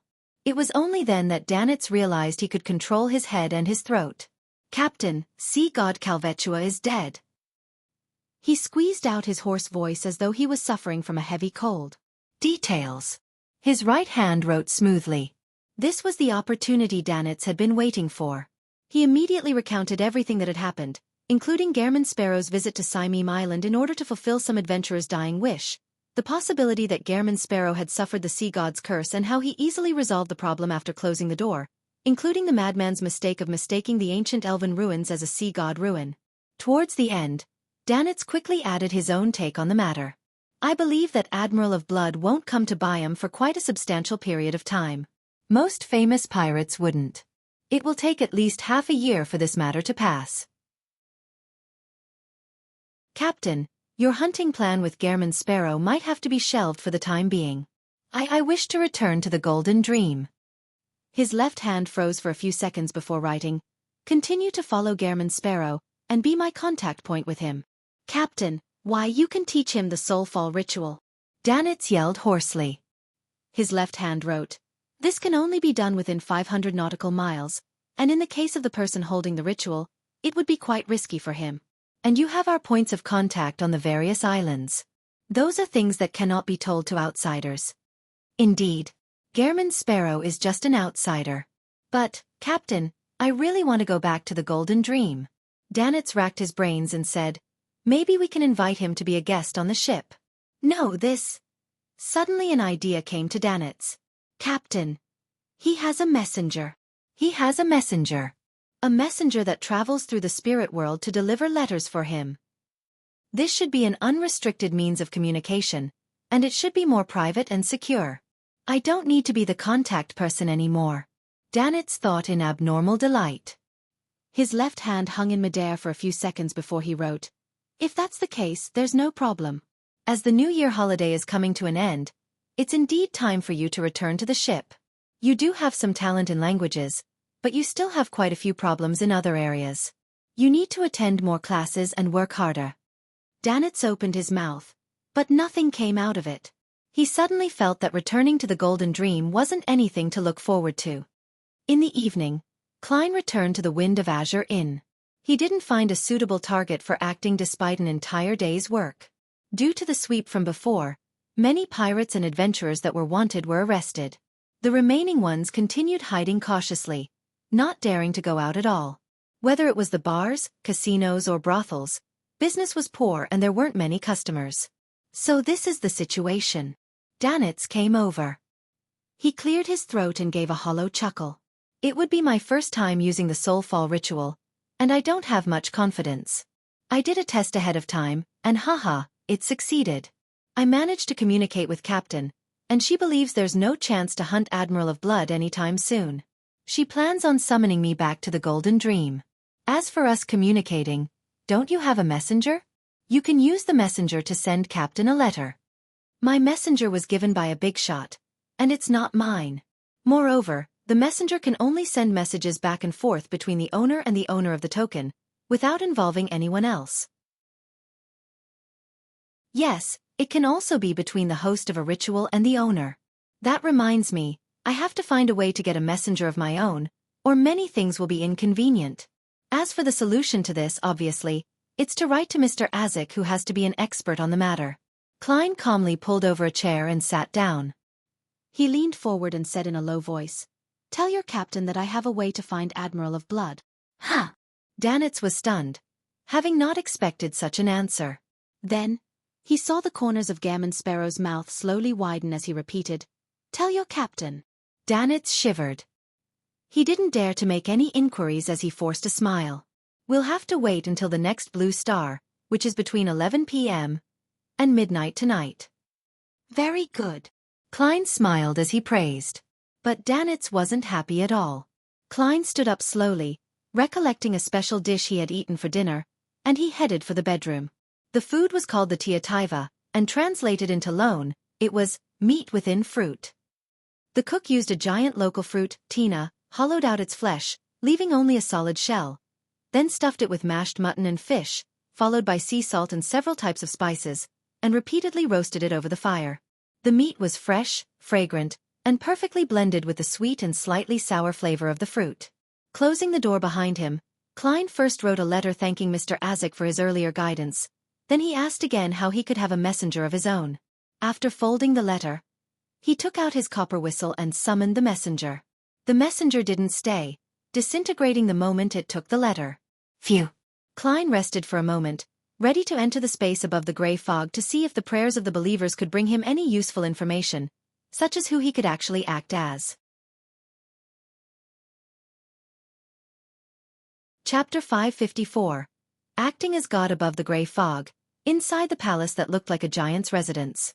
Seated in the fool's chair, Klein raised his right hand, allowing the sea god's scepter to fly out of the junk pile and land in his palm. He originally planned on placing this sealed artifact, that was on the level of a Grade 1 sealed artifact, beside his chair. This was to show respect to a demigod item, but after careful consideration, he believed that the sea god's scepter was still unable to match up with a mysterious and powerful fool, who was able to fight against the true creator and primordial demoness. Only a card of blasphemy was barely qualified to match his status. Therefore, he threw the sea god's scepter into the junk pile. Looking at the blue dots surrounding the white bone staff, Klein willed them to split into preliminary categories. Just as he had expected, those blue dots of light automatically split according to his will. Those that merely praised sea god and were prayers with no clear reason sank to the bottom and then rapidly disappeared. Those regarding confessions and pleas floated upward and came closer to Klein's palm. Following his spiritual intuition, he tapped one of the latter. All of a sudden, he saw tall, surging waves and heard the violent whistling of a gust of wind. A fishing boat was bobbing up and down in the undulating deep blue sea, as though it was ready to capsize at any moment. Above the fishing boat, the natives were either hugging the mast or pulling on ropes, making their last-ditch efforts to survive. Many of them were panicking as they chanted the honorific name of sea god. Noticing that this was an ongoing prayer, Klein lifted the milky white scepter. At the tip of the scepter, the blue-colored gems emitted a halo of light one after another before they connected into one and shone onto the scene. The fishermen were gradually losing all hope when all of a sudden, they felt the ship which had been thrown into the air stabilize.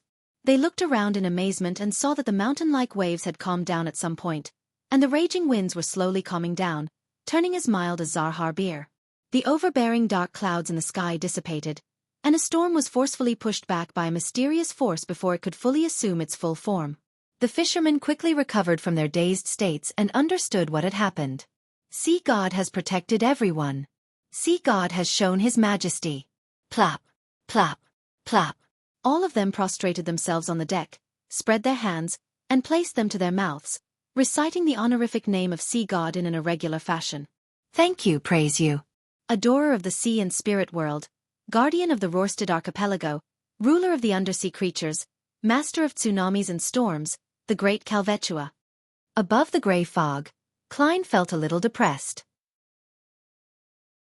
I was the one who saved you, so why are you thanking Calvetua? That sea serpent will only deliberately create hurricanes, set off waves, and intimidate you so that you would piously believe in it. Klein fell silent for 2 seconds, then he suddenly burst out laughing. Calvetua is already dead, and the current Calvetua is another one of my identities. Why should I be in a bad mood when people are thanking my other identity? This is something a faceless has to take note of when acting for real? To fully immerse oneself in the role, treating all emotions one receives as their own, but also never forgetting who they really are. This is difficult to accomplish. Failure to pay attention to it can result in an abnormal state of mind. And once a beyonder state of mind becomes abnormal, they won't be far from losing control. After thinking for a while, Klein let out a sigh and chuckled to himself. Acting the role of sea god has been quite rewarding after all. Although such acting doesn't provide feedback due to the gray fog screening and isolation, nor does it facilitate the digestion of the faceless potion, It can provide me with experience and lessons, helping me figure out a safer and more effective way of acting.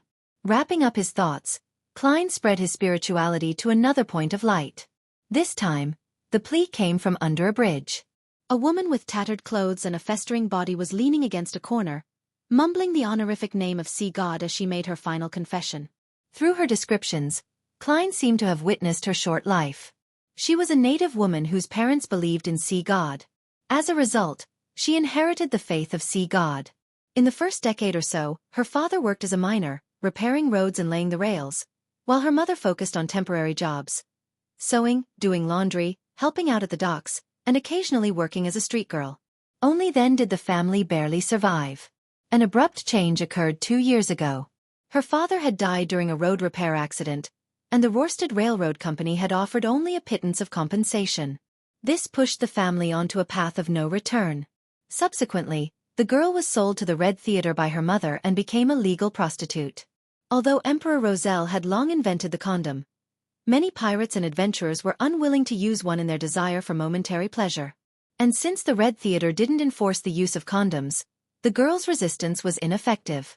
All she could do was submit, eventually getting infected with some disease.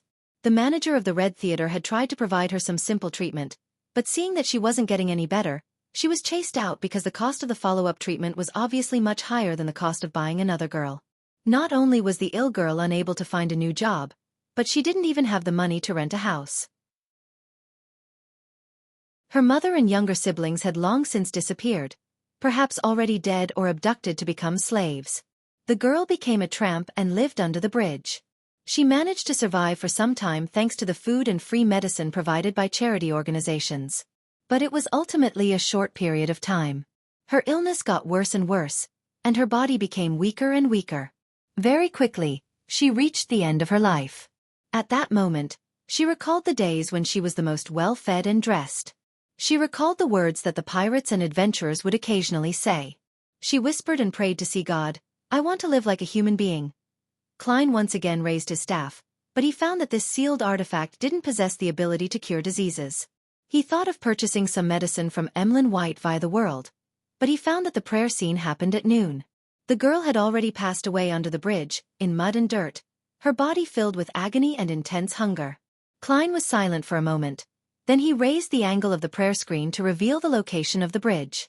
After memorizing the characteristics of the nearby streets and the surrounding area, Klein leaned back in his chair, sighed, and said with an insincere smile, "What a humble wish.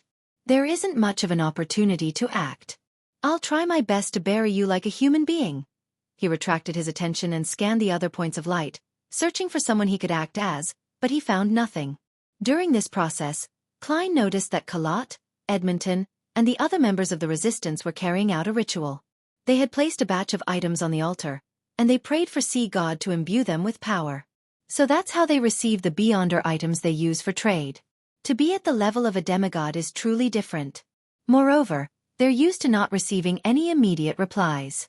It's as if they plan to leave the items on the altar the entire night. Apparently, that sea serpent, Calvetua, didn't respond immediately either. It depends on its mood, or whether it was asleep or not. Otherwise, it could only respond instinctively, unable to produce any Beyonder items in batches. Klein picked up the Sea God's scepter, making the blue gems shine again. Boundless spirituality magically merged together, gushing into the prayer scene with transcendent vibes and randomly fusing with various items. Some of them are electric shock charms, some that allow people to swim in the sea like fish, some that allow a gale to blow. Within 3 months, their spirituality would gradually decline to nothingness. Klein half closed his eyes, feeling the changes in the items. Although he had only responded twice, he was already rather exhausted despite mainly relying on the power of the Sea God's scepter. However, the first response had to do with him forcibly dispersing a storm and calming the waves, while the second response was to simultaneously provide an enchantment to dozens of items. They were all at the level of a demigod, so it was rather draining on his spirituality. Even if I frequently used the Sea God's scepter, I wouldn't be able to last very long. On the other hand, the negative side effects wouldn't be a burden on me. I can attempt to use it at times. Yes, the situation with the resistance reminded me. I can also pray to myself and make a bunch of charms, mainly to allow me to do things underwater. This way, even if I find myself in a sea battle, I wouldn't be so restrained. Oh right, I still don't know how to make lightning charms. I need to seek out the corresponding mysticism information, and with it, I can deal with enemies who have air superiority. Klein silently muttered a few sentences and threw the sea god's scepter back into the junk pile while swiftly returning to the real world. East Chester County. By the side door of a huge manor in the vast and beautiful countryside. Audrey Hall was dressed in a waist-fitting black riding suit with a simple blouse lining her insides. She skillfully sat on the back of a brownish-red mare without showing the slightest sign of wobbling. Her black leather boots were in the stirrups, with her white trousers slightly tucked into them. She smiled at Susie, who had a leather bag on her back. "I'll wait for you at the edge of the woods." With that, she bent down with a whip in her hand and let the brownish-red mare gallop across the open field. Compared to the gorgeous yet gloomy family castle, Audrey preferred the beautiful manor and the scenery of the countryside. One handsome horse after another came running out. The riders were servants and maidservants, and their only mission was to protect Miss Audrey. Susie was also running happily, a feeling she couldn't experience in Backlund. Moreover, she and Audrey would have a little adventure today, and that was exploring an ancient tower in the forest that had collapsed a long time ago. The valuable items there had long been taken away, but there had never been any accidents that happened there. It was a perfect place for an inexperienced person to practice her various abilities. The only problem was that it would be dark in 2 hours, and there might not be enough time.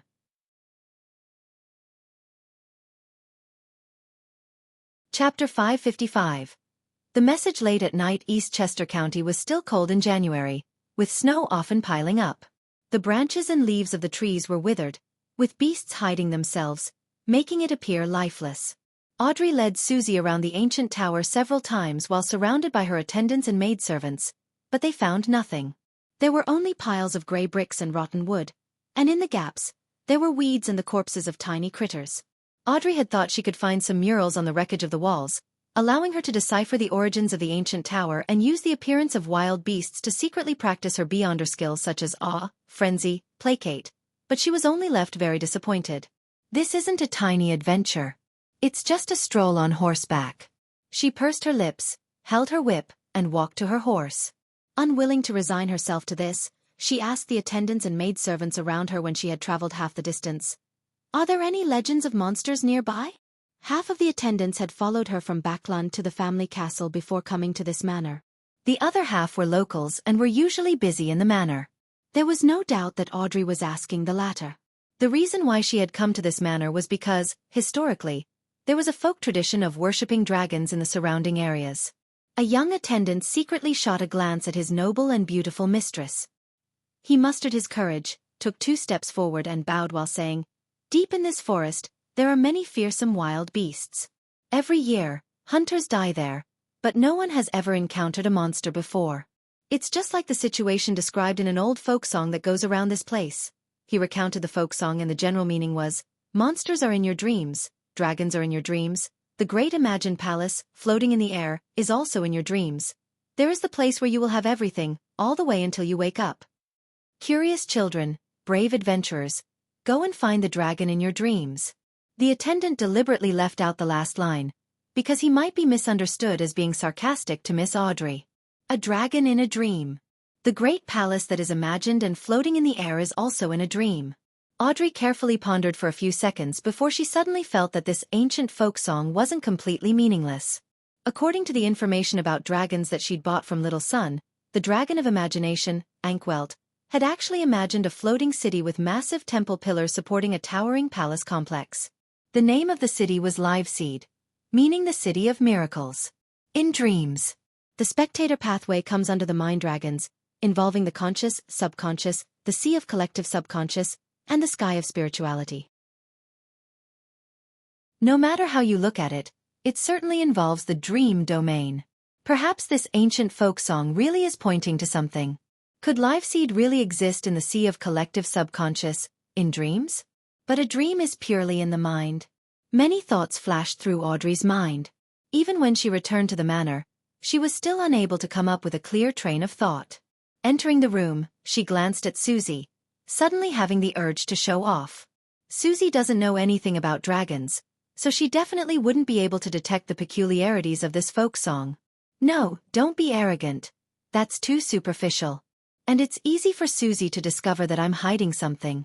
Audrey walked a few steps back and forth with her back straight, and she asked in a seemingly casual manner, Susie, what do you think that folk song is really about? I have a nagging feeling that it's not as simple as it seems. Susie opened her mouth, momentarily at a loss for words because she didn't know anything about poetry. She gave it some serious thought and said, Audrey, I'm only a dog. In a forest in Blue Mountain Island. Because of his agitation and excitement, Kalot didn't sleep at all. Sitting on the wheelchair, he inspected his surroundings, as if he had found a reason to live apart from revenge. After making a full circle, he returned to the altar to pray once again. He remembered the contents of the 10 Commandments very clearly. He knew that he couldn't use God's name in vain, so he planned to use the relatively vague God as a replacement during his prayers. When he approached the altar, his gaze suddenly turned into a stare because the items placed on it all had an unusual aura. For example, a dagger didn't reflect any crimson moonlight but released silver lightning. A leaf had become increasingly greener, making him feel that it was easier to breathe from a mere glance. God has bestowed his grace. This thought suddenly flashed in Kalot's mind. Up to this point, he no longer had any doubts regarding the transformation of God. The sacrilegious thoughts hidden deep within him were completely dispelled. The revelation from God that previously said that he will walk the land again was an implication that he is reconstructing his image. This layer of meaning goes very deep, and we actually failed to interpret it before. Kalot slowly took in a deep breath and propped himself up with his hands before solemnly prostrating himself before the great sea god. Soon, he returned to his wheelchair and headed for the residence of the high priest, Edmonton, and the others. He couldn't wait to tell his companions about what had just happened, to share with them the grace of God. At 11:15 in the evening, Klein sat in his chair and watched with a blank expression as Danitz held the soulfall ritual, memorizing all the details while he did it. It still requires help from the spirit world. He made a preliminary judgment. If it's a spirit world creature, one can locate them as long as there's no mistake in the description. Just using a language with a certain amount of power can allow direct summoning or allow them to make their spirit descend. It has nothing to do with distance or range. To a certain extent, deities have this trait as well, but sometimes it's possible to get a response from them even if the prayer is in an ordinary language. Of course, that is only if they have become believers and have caught the notice of the deity. At the level of demigods, they seem to have blended with the spirit world to a certain extent. That's why one can point towards them with an accurate description to receive the possibility of a response. But there will be a distance limitation. Once it's beyond a range, they wouldn't be able to receive the signal. Sea god Calvetua is an example. Vice Admiral Iceberg is considered a powerful mid-sequence beyonder. To achieve something like this, relying on herself isn't sufficient. She needs to use the aid of a corresponding deity, and use a precise and unambiguous description. Furthermore, there are restrictions on distance and range. The moment Klein finished organizing his thoughts, the various items on the altar began to float up, with the exception of the 3 candles. Danitz shuddered uncontrollably, his expression turning cold.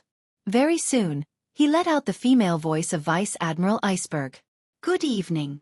Her tone seems to contain the anger of being woken up. Klein felt that Danitz's entire person had turned feminine. He hesitated for a moment and said, I have a way to find Admiral of Blood. What? Edwina Edwards, whose spirit had possessed Danitz, already had her tone return to normal. One that usually lacked emotion. Klein said simply, they use the latest wireless telegraphy technology.